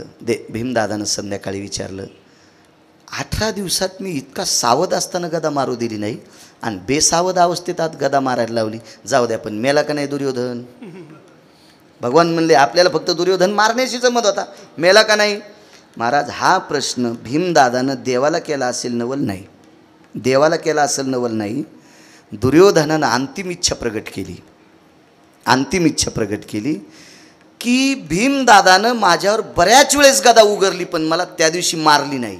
आज गदा हातात नसताना अचानक गदा हातात घेऊन रथातली उचलून माझ्यावर टाकली. आजच का टाकली आणि मी आजच का मेलो असा अंतिम शेवटची इच्छा मरता मरता केली. भीमदादानं सांगितलं हे मला काय माहीत नाही गडे. मला पंढरपुरातल्यानं मारायला लावली. आता पंढरपुरातल्याला विचारायला हा दुर्योधन्या पांचटे हरामखोरे नालायके बुजदिले तोंड नाही देवाकडे झाला. महाभारतात 24 लोक नालायक होते. दुर्योधन्या, जयद्रथ्या, शकुन्या, दुःशासन्या. 4 ऐकले ना. 20 घरी गेल्यावर पहा 4 ऐकले ना तुम्ही. हरामखोर होते, नालायक होते महाराज, मूर्ख होते. मग देवाला विचारता येत नाही. पत्रव्यवहार झाला. पत्र तितक्या पुरता फक्त माझी इच्छा आहे मग मी प्राण सोडणार आहे.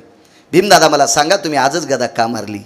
भीमदादा भगवंताकडे गेले आणि देवाला सांगितलं देवात काही का असं ना माझा भाऊ या असू द्या, जाऊ द्या, युद्धात प्रेम नसते पण आता मारलाय पण त्याची इच्छा आहे आजच गदा का मारली. भगवंताचे डोळे भरून आले. देवानं सांगितलं भीमदादा आज गदा तुम्हाला का मारायला लावली होती आणि इतक्या दिवस तुम्ही मारत असताना का थांबवलं. कारण त्याचा न्याय होता. दुर्योधन युद्धाला येत असताना माईचं दर्शन घेऊन येत होता. दुर्योधन युद्धाला निघत असताना गांधारी मातेचं त्याच्या मातोश्रीचं दर्शन घेऊन येत होता.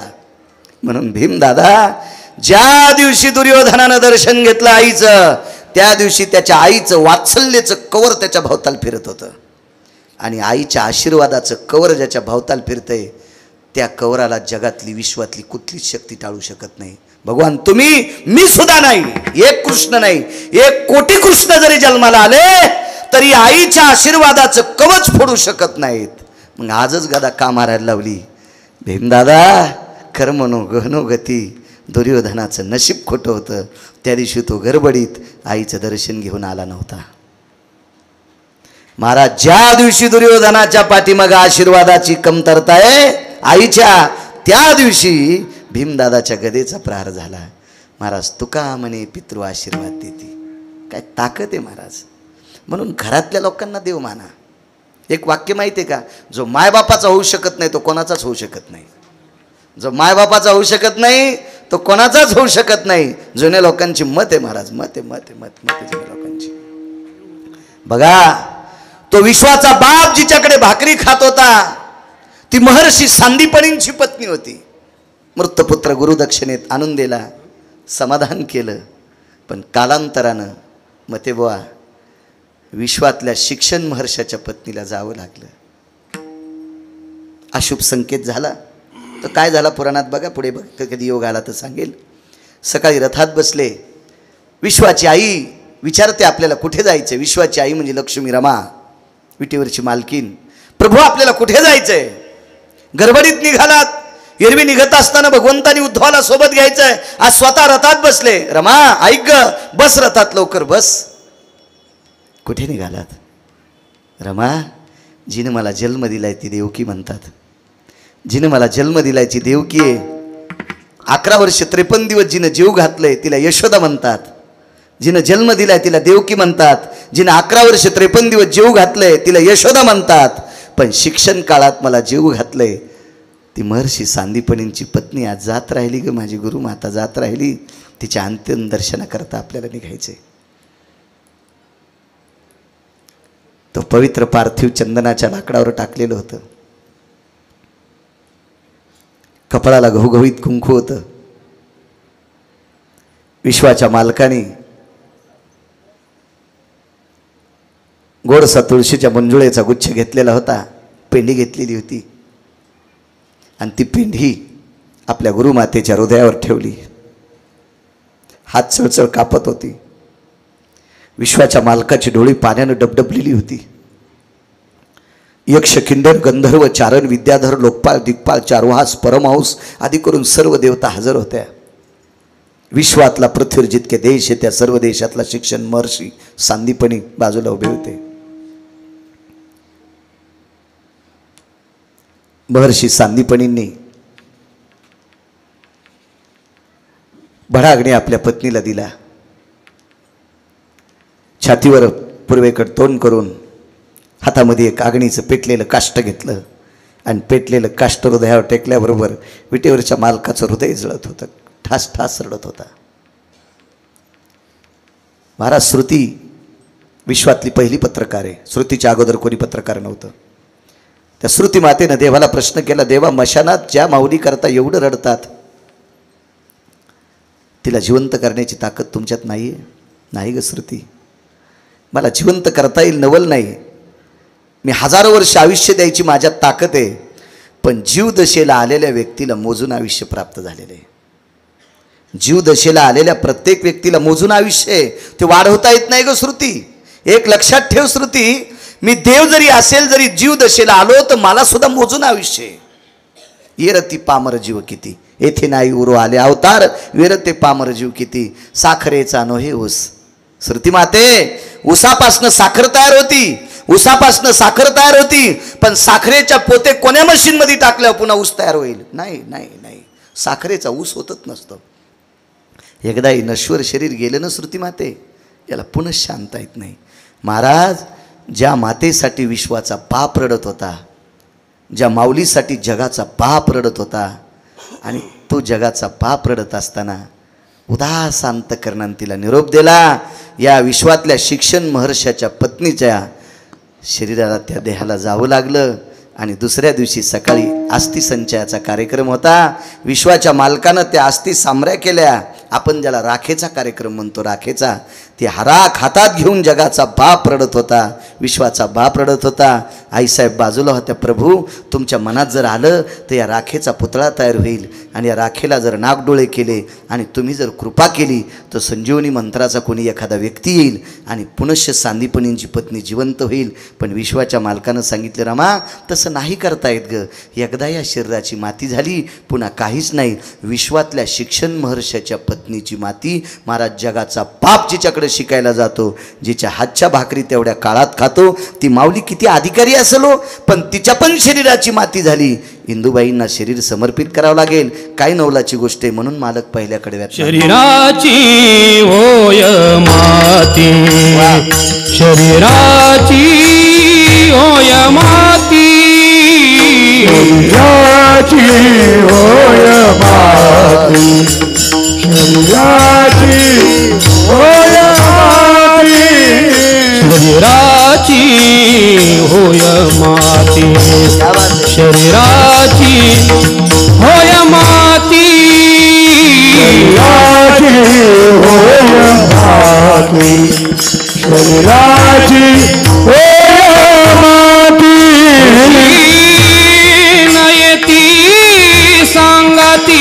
कोणी नाही ती सांगाती सारी अवघी कामे खोटी सारी अवघी कामे खोटी कोणी नाही ती सांगाती कोणी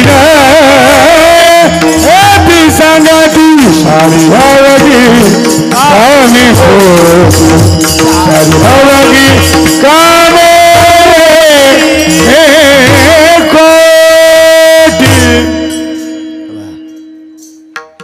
एकच न्याय बघायचा आपण. जिथं विश्वातल्या शिक्षण महर्षाच्या पत्नीला जावं लागतंय, स्वर्गीय विंदुताईंना जावं लागलं, हे निमूटपणे रामसर सहन करणे गरजेचं आहे. महाराज विश्वातल्या ज्या माऊलीनं तिन्ही लेकरांना बाळ केलतं, इच्छा प्रगट केली तुमच्या हातचं जेवण असावं, तिन्ही देवांना बाळ केलं. महाराज ब्रह्म विष्णू महेश आणि तिघांना चिमुकले लेकरं करण्याची जिच्यात ताकद आहे, त्याही स्त्रीला इहलोकातली यात्रा सोडावं लागली. तिचंही पवित्र शरीर या मातीत समर्पित झालं, तिलाही जावं लागलं.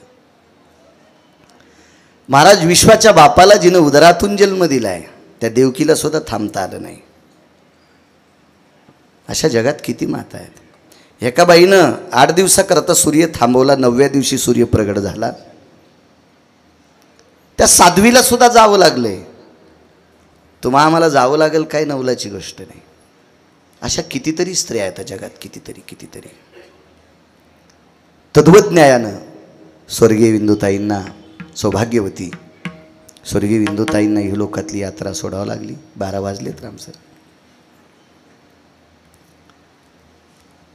गोड अशा प्रकारचं त्यांना अधिष्ठान प्राप्त झालं असेल, व्हावं अशी इच्छा करत नाही, झालंच असेल. कारण ज्या माईनं या देशातली माती शुद्ध करणारा पुत्र दिला, ज्या माईनं या देशातली माती शुद्ध करणारा पुत्र दिला,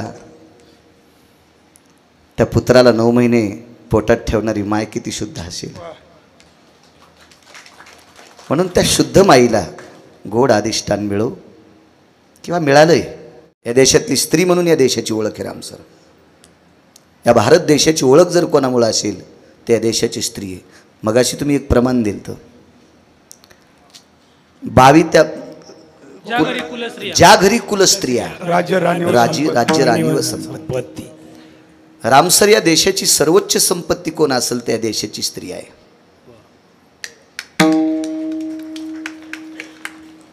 एवढी मोठी. कधी कधी एखाद्या शब्दाचे बॉम्ब तुमच्यावर टाकतो, मला माफ करा, माझा स्वार्थ आहे. तो असा स्वार्थ आहे, तुम्ही चुकीच्या वागल्या की तुमच्या पोटी जन्माला येणारी लेकरं देश सांभाळू शकत नाहीत. देश सांभाळू शकत नाही. कारण कोणताही पंतप्रधान 400-500 वर्ष जगणार नाही, कोणताही राष्ट्रपती 1000 वर्ष जगणार नाही, कोणताही मुख्यमंत्री अमृत पिऊन आला नाही, ते मरणारच आहे ना. मग त्याच्यानंतर मुख्यमंत्री पाहिजे का नाही देशाला? त्याच्यानंतर राष्ट्रपती पाहिजे का नाही? आणि देश सांभाळणारा पाहिजे, देशाचे तुकडे करणारा नाही पाहिजे, देशामध्ये वादिवाद लावणारा नाही पाहिजे. आणि तो सक्षम जन्माला घालणं हे कोण्याही औषधात ताकद नाही, ती तुमच्या कुशीत ताकद आहे. आणि ती कुश तुमची त्या दिवशी पवित्र होत असते, त्या दिवशी तुम्ही चांगलं वागणं गरजेचं आहे. तुम्ही देवाची सेवा केल्यानं पवित्र होताली, डोक्यातलं काढून टाका. बऱ्याच बायका महादेवाला पाणी घालत्यान, पण जिवंत महादेवाला बिना डब्याचं पाठीत्यान. सकाळी उजाड्यापासून महादेवावर पाणी घालत्यान, पण जिवंत कपाळाच्या महादेवाला मात्र डब्यानं बिना डब्याचं पाठीत्यान. ते तिकडंच गेलं की वडापाव खातं. हो, ही सेवा नाही. बऱ्याच बायका टोपलं मंजुळा पांडुरंगाला वाहत्याल, पण पप्याच्या बापाला बिना डब्याचं पाठीत्यान. अर्थ नाही माझ्या माईंनो, चुके ते, त्याला काय अर्थ नाही. आपल्या पतीची सेवा, आपल्या सासू सासऱ्यांची सेवा ही प्रचंड सेवा आहे. आणि ह्या सेवेच्या ताकदीनं तुमच्या पुढं प्रगल्भ सात्विक सदाचारी पुत्र जन्माला येत असतात. महाराज छत्रपती शिवाजी महाराजांना 9 महिने पोटात ठेवणारी आई किती मोठी असेल. धर्मनिरपेक्ष महाराणा प्रतापांना 9 महिने पोटात ठेवणारी आई किती मोठी असेल. स्वामी विवेकानंदांना 9 महिने पोटात ठेवणारी आई किती मोठी असेल? झाशीच्या राणीला 9 महिने पोटात ठेवणारी आई किती मोठी असेल? देवी अहिल्याबाई होळकरांना 9 महिने पोटात ठेवणारी आई किती मोठी असेल? महाराज आता कोणी एखादा शिकून कलेक्टर झाला असेल, काही नवल नाही, सुविधा असतील. बाळू महाराजाचं पोरगं खूप शिकला असेल, काही नवल नाही. पण या देशाची घटना लिहिणारा, घटनेचे शिल्पकार, एका रस्त्यावरच्या खंब्याला लावलेल्या दिव्याखाली अभ्यास केला डॉक्टर बाबासाहेब आंबेडकरांनी. ते किती मोठे आहेत त्यांना सांगण्याची किंवा त्यांना आकलन करण्याची माझ्याकडे अक्कल नाही. पण अशा एका देशाच्या घटना लिहिणाऱ्या शिल्पकाराच्या खांद्याला खांदा लावून संसार करणारी रमाबाई किती आचरणशील असेल हो, किती पवित्र स्त्री असेल हो. तिला काय किती किती जळा सहन करावं लागले असतील हो त्या माऊलीला. पण त्या रमाबाईला जिनं 9 महिने पोटात ठेवले, त्या रमाबाईची आई किती पवित्र असेल. माझ्या ज्ञानोबा तुकोबा राहिला, माझ्या नामदेवराय चोखोबा राहिला, माझ्या नाथबाबा सावता महाराजांना, माझ्या शेना महाराजांना, माझ्या गोरोबा काकांना 9 महिने पोटात ठेवणारी ती आई किती पवित्र असेल, किती सात्विक. म्हणून सात्विक लेकर चुका करायच्या नाही. महाराज घरातल्या लोकांची सेवा करा. 5 मिनिटात पूर्णविराम करतो कारण पुढे कार्यक्रम आहेत. घरातल्या लोकांच्या सेवेची पुण्यही किती मोठी असते लक्षात घ्या. एका बाईनं सासऱ्याची कंबर धुतली. रामसर ती सून होती, तिनं सासऱ्याची कंबर धुतली. सासरा 85-95 वर्षाचं वय होतं. त्यापोटी जन्माला येणारा मुलगा 80 पेक्षा वय जास्त होतं. मी गाथा वाचून सांगेल बरं, कारण मला विचारणारा कोणीतरी आहे. भंगिऱ्याने विचारल्यावर भेट नाही, आचरणशील लोकांनी विचारल्याच्या नंतर मला घाम येतो. मात्र भंगिऱ्याला भेट नाही, अशी तर कुंटाला लोळायलेत. आचरणशील माणसं. आणि या संप्रदायात अभ्यासापेक्षा आचरणाला किंमत आहे. ज्ञानेश्वरी पाटेन गाथा पाटे चूक वागतो हरामखोरे. एकच ओळी पाटे एकच अभंग पाटे, पण तिला इतकं चूक वागत नाही. त्याच्यामुळं संप्रदाय जिवंत आहे. भ्रष्टल वाचन महाराज पाठ करणं हा बुद्धीचा प्रकार. युमपठाण जातीनं मुसलमान आहेत, पण ज्ञानेश्वरीचे प्रचंड अभ्यासक आहेत. APJ अब्दुल कलामांना गीता पाठ होती, ते मुसलमान होते. पाठांतर करणं काही नाही, हा बुद्धीचा प्रकार. एखाद्याची बुद्धी शेणाची, एखाद्याची बुद्धी गौरीची आणि एखाद्याची बुद्धी कापराची. इस्त्यावर कापूर पडला की पेटतो, गौरीवर इस्तू पडला की पेटती, आणि गौरीवर शेण इस्त्यावर शेण पडलं की इजून जाते. अशी काहीची वाचिनन इजणं ही शेणाची बुद्धी. हळूहळू गौरीसारखं पाठ होणं काहीची बुद्धी, पण काहीची कापरासारखी बुद्धी गोसाई तल्लक बुद्धी असते. तशी बुद्धीचा प्रकारे गाथा पाठ करणं, ज्ञानेश्वरी पाठ करणं, याच्यासारखं वागणं हा मात्र पुरुषार्थ आहे. त्याला वारकरी म्हणत असतात. वागणं पुरुषार्थ आहे.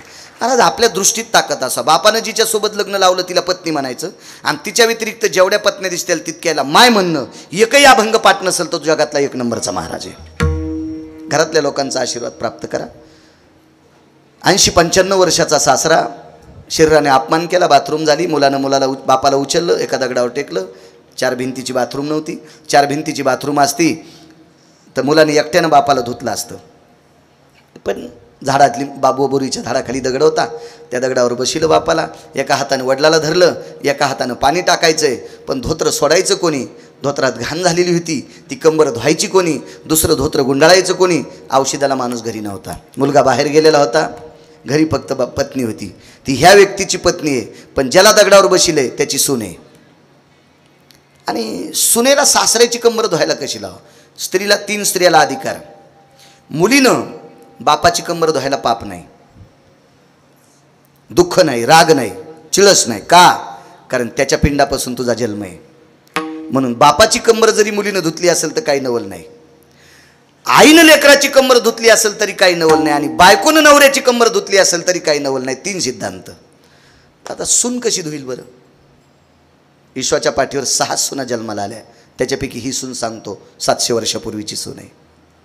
कधी कधी हे पुण्य वाटून घेत जाणं. एखाद्या वेळेस तुळशीला येडे नाही घातले तरी चालेल, एखाद्या वेळेस गाथा वाचायला वेळ नाही भेटला तरी चालेल, एखाद्या वेळेस ज्ञानेश्वरी वाचायला वेळ नाही भेटला तरी चालेल, एखाद्या वेळेस महादेवाला पाणी नाही घातलं तरी चालेल, एखाद्या वेळेस पांडुरंगाला मंजुळा नाही वाहिल्या तरी चालेल, एखाद्या वेळेस आमच्यासारख्याच्या नाही, आमच्या तर पायाच पडू नका. पाया तुम्ही घरच्यांच्या पडा, तर तुमचं कपाळ पवित्र, तर आपलं बरं होतंय. तुम्हाला सांगू का, एवढा महाराष्ट्र फिरूनही काही काहीच्या महाराजाच्या फजित आहेत. याचं एकमेव कारण आहे, तो नालायकाला पाया पडू देतो म्हणून त्याचं पाप त्याच्या डोक्यावर आहे. म्हणून शक्यतो मला जास्त पाया पडणं आवडतच नाही. चुकून नवऱ्याच्या न पाया पडणारी माया पाया पडली तर त्या पापानं महासंसार खालून जळण. त्याच्यामुळं आपला पटका बगलात घेत असतो आणि पटकन पळत असतो. नकोच, तू वाहतूळ तिकडंच राह, पडूच द्यायचं नाही. आणि तुम्हाला काय वाटते, महाराजाच्या पाया पडायला सुख होईल का? एका महाराजाच्या पाया पडायला एक पोरग गेलं, त्याच्या माईनं नेलं. ते काय रिकामं नव्हतं पाया पडायला. त्याची माई म्हणली पड पाया, पण ते लय रगील होतं. ते पड पण महाराजाला असं बोचकारलं. ते पोरग पाया पड पण महाराजाला बोचकारलं, रक्तच निघलं. पण महाराज तिनं 1,500 गार केला.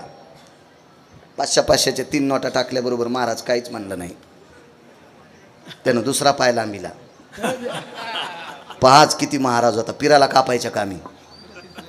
हो, पिराला कापावं, याला पिराला नाही तर मसुबाला कापावा. तुमच्याकडे मसुबाला बऱ्यापैकी कापीत येत ना. तुमच्याकडे पश्चिम, इकडं नाशिक जिल्ह्यात मसुबाला येतं. हो, पुन्हा निफाडचा मसुबा प्रसिद्ध आहे, ते बी प्रसिद्ध आहे. हो, मतोबा. आणि पुन्हा आहे ना निफाडच्या पुढे एक मसुबा, मतोबा बी आहे मसुबा बी आहे. हां, मी फिरतून रस्त्यात, माझ्या गोळ्या थोड्या संपल्या. 6,000पेक्षा जास्त गाव झालेत माझे. एकदा गेलेलं पुन्हा लिहित नाही. टाकरीला 2दा आलोय. हा, इथे झालं असतं 2दा, पण एकदा हीच केलं. माझा नियम आहे. हो, मी तारीख देतच नव्हतो, पण ह्या आजन शहाणपणा केलाय म्हणून दिली. विठाला विठाला विठाला.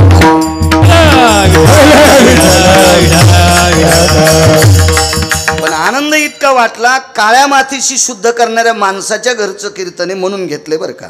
हो, नाहीत मी गेले, मला काय नाही, पैसे हाऊद भर दिलेत. मी कीर्तनात सांगतो. पुन्हा हाऊद रिकामा बी होत नाही पट्ट्यात, त्याला पाईपलाईन आहे. काय रिकामा होत नाही. किती येत ते मोगा सांगितले तुम्हाला. आता माईकवर कशाला सांगायचे, विठाला विठाला. आणि प्रचंड पैसे आहेत आणि बायको एकच आहे पुन्हा. त्याच्यामुळे अशी काही लई मोठी अडचण नाही, काय नाही. आणि तिच्या व्यतिरिक्त जगातल्या प्रत्येक स्त्रीला माय म्हणून बघतो, म्हणून पुन्हा बी अडचण नाही. त्याच्यामुळे अडचणच नाही ना, कशाचीच अडचण नाही. त्याच्यामुळे असं मला काय असं हे वाटत नाही. आपल्या नियमाच्या चौकटीत राहायचं. चला,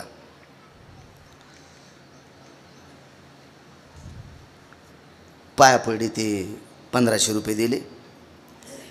बाजूला गेले. म्हणलं बाई, इतकं लेकरू नालायक, तुमची ज्या महाराजावर श्राद्ध आहे त्या महाराजाच्या पायाचं रक्त काढलं त्यानं नखानं, तुम्ही त्याला 1,500 रुपये दिले. ते पैशानं गार झाला की तुमच्या याच्यामुळं गार झाला मला काय माहीत नाही, पण ह्या महाराजाच्या पाया काऊन पडिलं पोरग. ती म्हणली महाराज 3 वर्ष झालं पोरग पहिलीतच आहे, आणि या महाराजाच्या पाया पड्या पोरग दुसरीच जाईल. मी आणलं बाई, ह्या ज्या महाराजाच्या पाया पडायला पोरग आणलं का, त्या महाराजाच्या पोराला 20 वर्ष झालं मेंदूच्या गोळ्या चालू आहेत. मग महाराजाला त्याचं पोरग नीट करता येणं तर तुमचं करता येतं का? मग तुम्ही त्याच्या पाया पडायला जातात म्हणजे तुमच्या गोळ्या संपल्यात. म्हणून महाराज, तुमचे लेकरं शुद्ध करायचे असतील तर तुम्ही घरच्यांचं दर्शन घ्या. ऐका, सुनेनं स्वतःच्या बांगड्या मागं सारल्या. सासऱ्याचं तोंड पुढीकडे, ती पाठीमागनं आली. तिथं काय भिंती नव्हत्या बाथरूमला. पाठीमागनं आली आणि नवऱ्याला खुणवलं, तुम्ही एका हातानं मामांजींना धरा, एका हातानं पाणी टाका. मी मामांजींचं धोत्र सोडते, ते धोत्र बाजूला टाकते, मामांजीची कंबर धुते आणि दुसरा कपडा बांधते. पण त्यांनी सांकेतिक डोळ्यातून विचारलं, तुला कसं? ते काय, माझं मी करीन. तिनं खरोखर बांगड्या मागं सारल्या, धोत्राचा गुढा सोडला, ते धोत्र भरकं फेकून दिलं आणि सासऱ्याची कंबर धुतली. दुसरं कोरडं धोत्र बांधलं, त्याला गाठ बांधली आणि निघून गेली. मुलानं बापाला उचललं, बाजेव ठेकलं. बाप सात्विक होता. त्या बापानं पंढरीची वारी केलेली होती. त्या बापाला पंढरपुरातल्या मालकानं स्वतः प्रसाद दिलेला होता. गोसाईब होता, प्रसाद होता आंब्याचा, आणि तो प्रसाद रानोबा नावाच्या वारकऱ्याला दिला. त्या बापाचं नाव आहे रानोबा, आणि त्या प्रसादामुळे झालेला मुलगा त्याचं नाव आहे चोखोबा. काय तो आंबा चोखला. बरं, आता हे इकडं अंधश्रद्धेत लावायचं नाही. हां, प्रसादानं लेकरं होत नसते. 900 कन्यापुत्र होती. हां, कारण रानोबाचं लग्न झालेलं होतं, त्याला का आधार नाही, पोरगं पडलं, लग्न झालेलं होतं. पण सात्विक मुलगा जन्माला येण्यासाठी विश्वाच्या मालकाचा आशीर्वाद रूपी प्रसाद होता. तर महाराज हा झाला ठीक आहे, ते दोघं पती पत्नी चांगले वागले, पण चोखोबा राहायला सात्विक मुलगा कर्ममेळा जन्माला आला, उपजताची कर्ममेळा आणि वाच्य विठ्ठल सावळा. तुम्ही प्रगती केली असेल राम सर, त्याबद्दल दुमत नाही, प्रगती मी पण केली. महाराष्ट्रभर फिरतोय, 6,000पेक्षा जास्त गाव झालेत, अभ्यासानं फिरत नाही. आमच्या घराण्यात एखादी अशी म्हातारी जन्माला आली असेल की तिने एखाद्या गरीबाला तांब्याभर पाणी दिलं असेल. कारण त्या काळात काही कोणाकडे अन्नद्रव्य कोणाकडेच नव्हतं, कोणीच काही श्रीमंत नव्हतं. तुमचे आमचे बापदादे काही आमदार खासदार थोडे होते. पण एखाद्या तहानेल्या व्यक्तीला पेलाभर पाणी दिलं असेल, ते पुण्य तिनं माझ्यावर टाकलंय, म्हणून मी महाराष्ट्रभर फिरतोय. अभ्यास करणारे लय नदीला लोळायलेत, कुंटालानं लोळायलेत, त्याचा काही विषय नाही. ट्रकची ट्रक पुस्तकं पाठ केलीत काही काही लोकांनी. हो,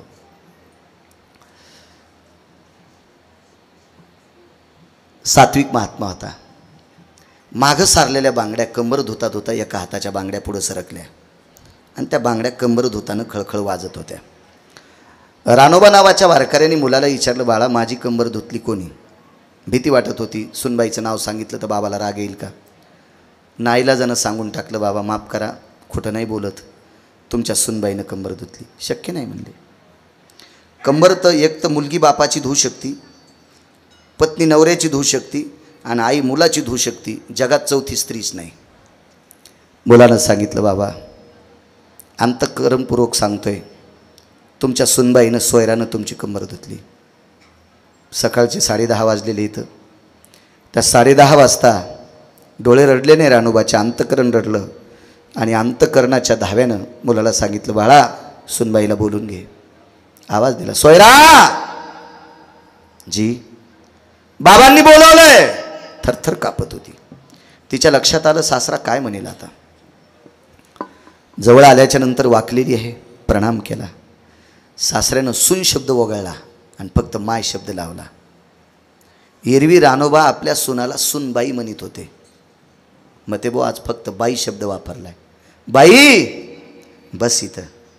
पण सासऱ्याच्या बाजावर बसायची हिंमत नव्हती. दुसऱ्यांदा शब्द वापरला, बाई बस गा इथं.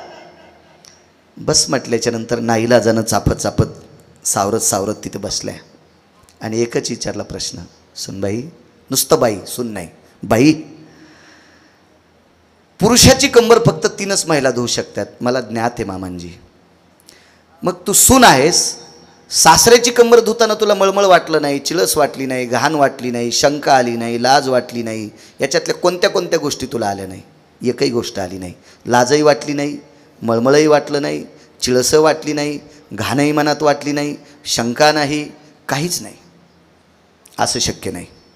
माय, हे माझ्या प्रश्नाचं उत्तर नाही ग. तुला असं का वाटलं नाही? ऐका मामांजी, ऐका मामांजी. मामांजी, तुम्ही जसे आहेत तसाच मला बाप होता, पण मागच्या 4 वर्षी बापाचं छत्र माझं हरवलं. मामांजी, तुमची कंबर धुताना तुम्हाला सासरा म्हटलेच नाही. मामांजी, तुमची कंबर धुताना तेवढं काम करत असताना तुम्हाला बाप समजिलं, बाप. आणि त्याच सासऱ्यानं त्याच दिवशी विटेवरच्या मालकाला सांगून 12:30 वाजता प्राण सोडला. देवा, ज्या शरीरानं माझा अपमान केलाय ते शरीर आता मला नकोय. जे शरीर दुसऱ्याला धुवायला लावते ते शरीर मला नकोय. मला आता तुझ्या घरी घेऊन जाय. आणि त्या दिवशी 12:30 वाजता प्राण सोडला. पण त्याच्या अलीकडं हा प्रकार झाल्याबरोबर सुनाचे दोन्ही हातात घेतले. देवाच्या पाया पडण्यात पडू नका असं म्हणत नाही, मी संस्कृतीच्या विरोधात जात नाही. महाराजाच्या पाया पडण्यात पडू नका असं म्हणत नाही, संस्कृतीच्या विरोधात जात नाही. पण घरातल्या लोकांची सेवा करण्याचं पुण्य किती असतं लक्षात घ्या. महाराज त्या 95 वर्षाच्या सासऱ्याने सुनाच्या हात अशा हातात धरले आणि नुसता त्या दोन्ही हाताला माथार कुरवाळीत होतं. देवा, अरे हे माईचे हात नाहीत रे देवा. देवा, हे हात माझ्या मुलीचे नाहीत रे देवा. हे हात माझ्या बायकोचे नाहीत रे देवा. हे हात माझ्या सुनेचे तर सुनेचे. देवा, सुनाचे हात जर सासऱ्याच्या कमरेला बाप म्हणून लागत असतील, लेक म्हणून लागत असतील, ती सासऱ्याच्या कमरेला बापाची कंबर समजून जर ती घाम धुत असेल, तर इतकी पवित्र सून माझ्या पदरात दिलीस रे देवा. आधा कदा माझ्या सुनेवर जर प्रसंग आला तर तुझे हात पण भरव. तुझे हात भरीत असताना तुला लाज नाही वाटली पाहिजे म्हणून 27 दिवस जगाचा बाप लुगडं नेसला, चोखोबाची बहीण झाला सारंगधर, वहिनी उघडादार हाका मारी, आणि त्या सोयराबाईचे बाळांत पण ते कपडे त्या लेकराचे बाळांत ते धुण्यासाठी जगाचा बाप 27 दिवस लुगडं नेसतोय. आशीर्वाद देवाचे नाहीत राम सर, आशीर्वाद महाराजाचे नाहीत मग ते सर, हे आशीर्वाद येते का सासऱ्याचे, हे आशीर्वाद आहेत घरातल्या पूर्वजांचे. म्हणून घरातल्या सासू सासऱ्यांचे, आजोबा पंजोबांचे, आईवडिलांचे आशीर्वाद घेत जा. ह्या आशीर्वादाच्या बळावर झालेलं पोरग त्याचं नाव आहे कर्ममेळा. तुम्ही आम्ही झाल्यावर भजन केले, मोठं झाल्यावर, तुम्ही आम्ही मोठं झाल्यावर पक्वाद वाजिलाय, मी मोठं झाल्यावर कीर्तन करतोय. पण कर्ममेळा नावाचा मुलगा झाल्या झाल्याच भजन करत होता. उपजताची कर्ममेळा आणि वाचे विठ्ठल सावळा, हे घरातल्या सासऱ्यांचा आशीर्वाद आहे. म्हणून या लोकांचे आशीर्वाद घेऊन मरा, निश्चित तुमची लेकरं हे देश सांभाळण्याची ताकद त्यांच्यात येईल. विठोबा रखुमाई, विठोबा रखुमाई, विठोबा रखुमाई, विठोबा रखुमाई, विठोबा रखुमाई, विठोबा रखुमाई, विठोबा रखुमाई, विठोबा रखुमाई, विठोबा रखुमाई, विठोबा रखुमाई, विठोबा रखुमाई, विठोबा रखुमाई,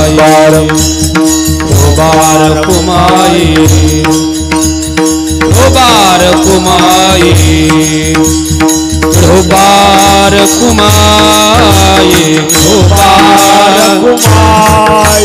ढोबार कुमाई, ढोबार कुमाई, ढोबार कुमाई,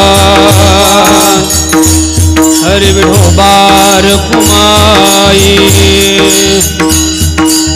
ढोबार कुमाई, ढोबार कुमाई, ढोबार कुमाई, ढोबार कुमाई, ढोबार कुमाई, ढोबार कुमाई, ढोबार कुमाई, ढोबार कुमार, ढोबार कुमाई, ढोबार कुमाई,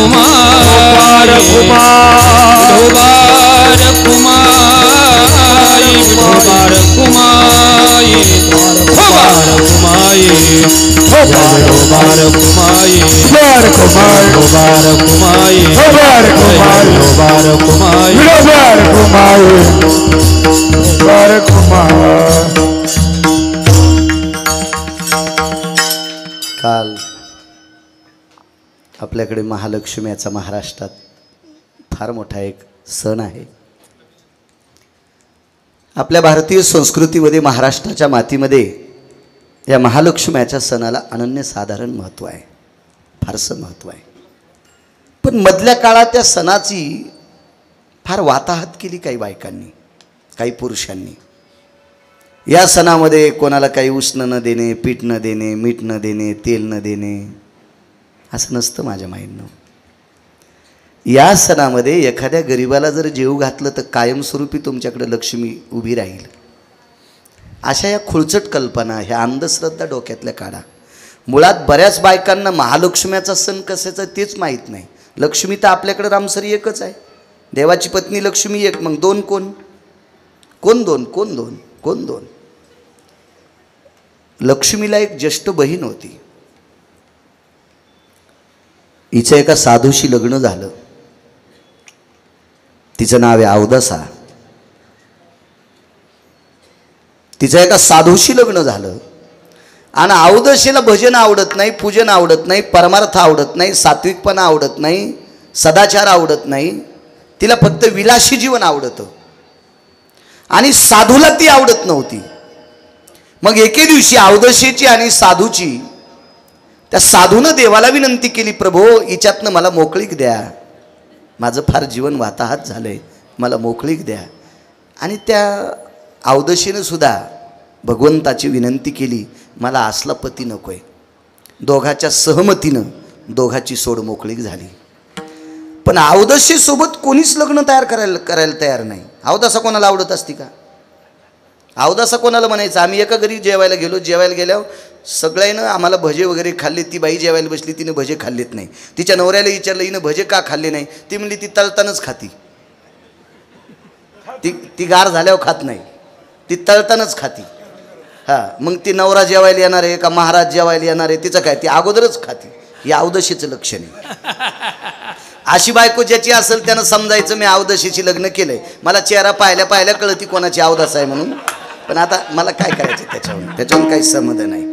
खालीवरी बोलणाऱ्या बायका सुद्धा मला कळतात. तुम्ही तिघीजणी नवऱ्याला येडेवानी बोलतात तुम्ही. पण कसं आहे माहिती आहे का, हे तुम्हाला जड जाईन रामसर, त्याच्यामुळे एवढ्या वेळेस वागून घेतो. जाऊ द्या, मागच्या कप्प्यात पण 4 जणी येतात अशा टकटक दिसायलात मला.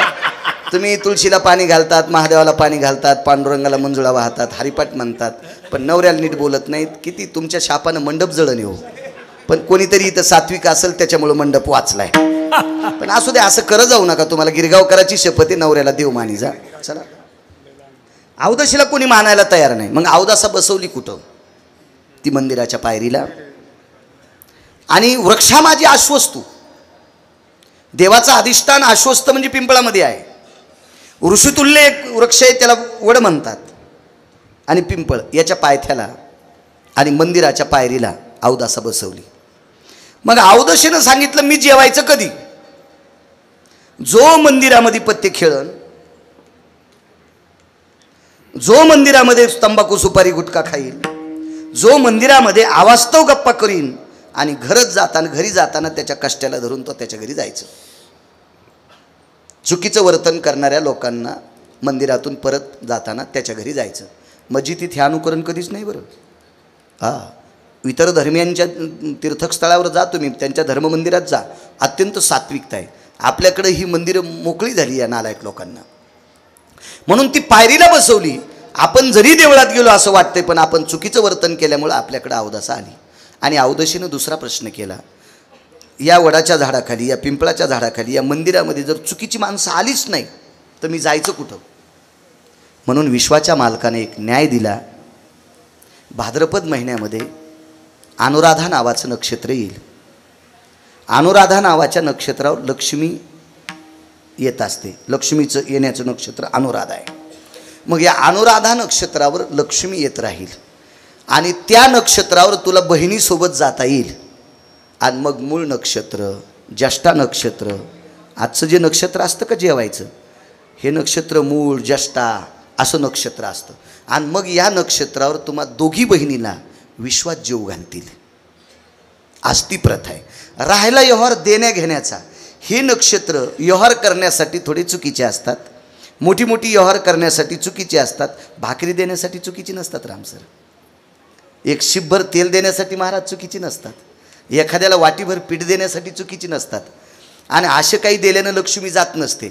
असं जर नेल्यानं लक्ष्मी गेली असती तर तुमच्या घरातला, तुमच्या बाथरूममध्ये टावेल अडकलेला होता, मी तो जर घडी करून घोळात जाऊन माझ्या गाडीत टाकला असता तर तुम्ही मला म्हणले असते का टावेल चोरला म्हणून? आज तर लक्ष्मीचा सण आहे. केरू महाराज यांच्या घराचा जर, रामसरच्या घरचा जर मी टावेल नेला तर रामसरची ही काळ्या माईला सुपीक करण्याची कंपनी गिरगावकराच्या घरात येईल. असं नसतं रामसर. असं दिल्या घेतल्यानं, जर तुमची लक्ष्मी आज काही घेतल्यानं आली असती तर तुमच्या शेतातली चिमूटभर माती मी माझ्या घरी नेली असती. तुमची जमीन माझ्या नावची होईल का? ह्या चुकीच्या अवस्था आहे. आता आपली ही महालक्ष्मीचा सण या निमित्त करत आहे. खरं तर लक्ष्मीचा जो नैवेद्य आहे का, तिला आंबाड्याची भाजी, ज्वारीची फळं, ज्वारी असते ना त्या ज्वारीला सोहळं कुटणं म्हणतात. तिला थोडंसं पाणी लावून उखळामध्ये मुसळानं कुटायची असती. आता तुम्हाला कुठं मुसळ धरता येईल? तुम्ही मुसळ धरलं फक्त नवऱ्याला पळवायला.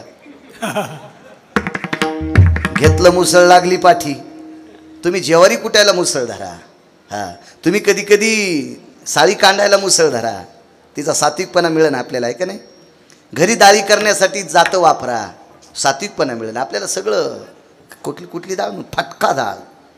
आपल्याला सगळं फटका लागतोय म्हणून आजाराचा बी फटका असा बसायला आहे आणि मग खिशाला बी फटका असा लागायला की बघायचं काम नाही. कधी कधी आपलं ते सोहळं कुटलेली ज्वारी ती दळून त्याची फळं लक्ष्मीला आहेत. आणि जे वरी टांगलेला जो फुलवारा असतो का, त्या दोघीजणी असतात ना अशा, हिरण्यो रमः पराभयस्तो हस्तद्वयो यतं खाद्यासु पदार्थायाम दृश्यायामी. नुसतं बघत आहेत त्यावरी. ती काय लक्ष्मी असं घेऊन खात नाही, तिला ते आवडतच नाही. हे सगळं वरी टांगलेली जी नाना प्रकारची पक्वान्न आहेत का, ती लक्ष्मीची मोठी बहीण आहे, तिला अवदासा. ह्या निमित्ताकरता असा नाना प्रकारच्या अवस्थेतला पुराणातला एक सण आहे. याचं एक वेगळ्या प्रतीचा अंधश्रद्धा म्हणून डोक्यात आणू नका. अहो याच्यावर अन्नदान झालं म्हणजे फारसं पुण्य प्राप्त होत असते. काही बी लक्ष्म्या आता आज जेवायचं असतं, उद्या सकाळचा कार्यक्रम, बाथरूमला जायच्या अगोदर गाठी मारतात. बाथरूममध्ये लक्ष्मी जायला इतकी येडपट आहे का? अहो तुम्ही बाथरूममध्ये शिल्लक वेळ बसत नाहीत, लक्ष्मी कशी बसेल? गाठी बांधणं म्हणजे खुनगाठ बांधायची. वर्षभर आता आपण चुका करायच्या नाही, अधर्मानं वागायचं नाही.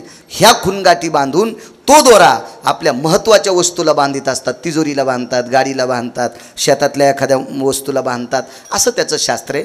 वेळा माझा संपलाय. ज्ञानेश्वर माऊली ज्ञानराज माऊली महाराज ज्ञानेश्वर माऊली ज्ञानेश्वर माऊली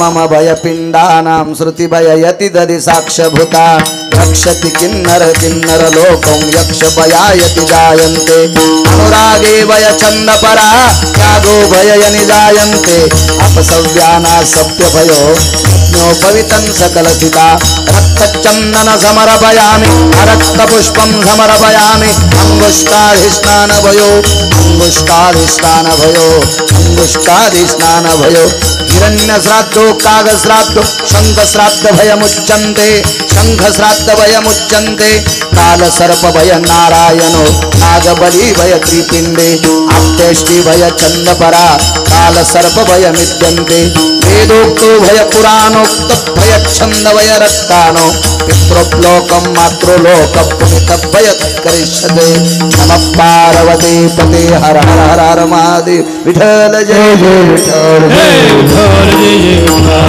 बोलले खरे वाकुळे उतरे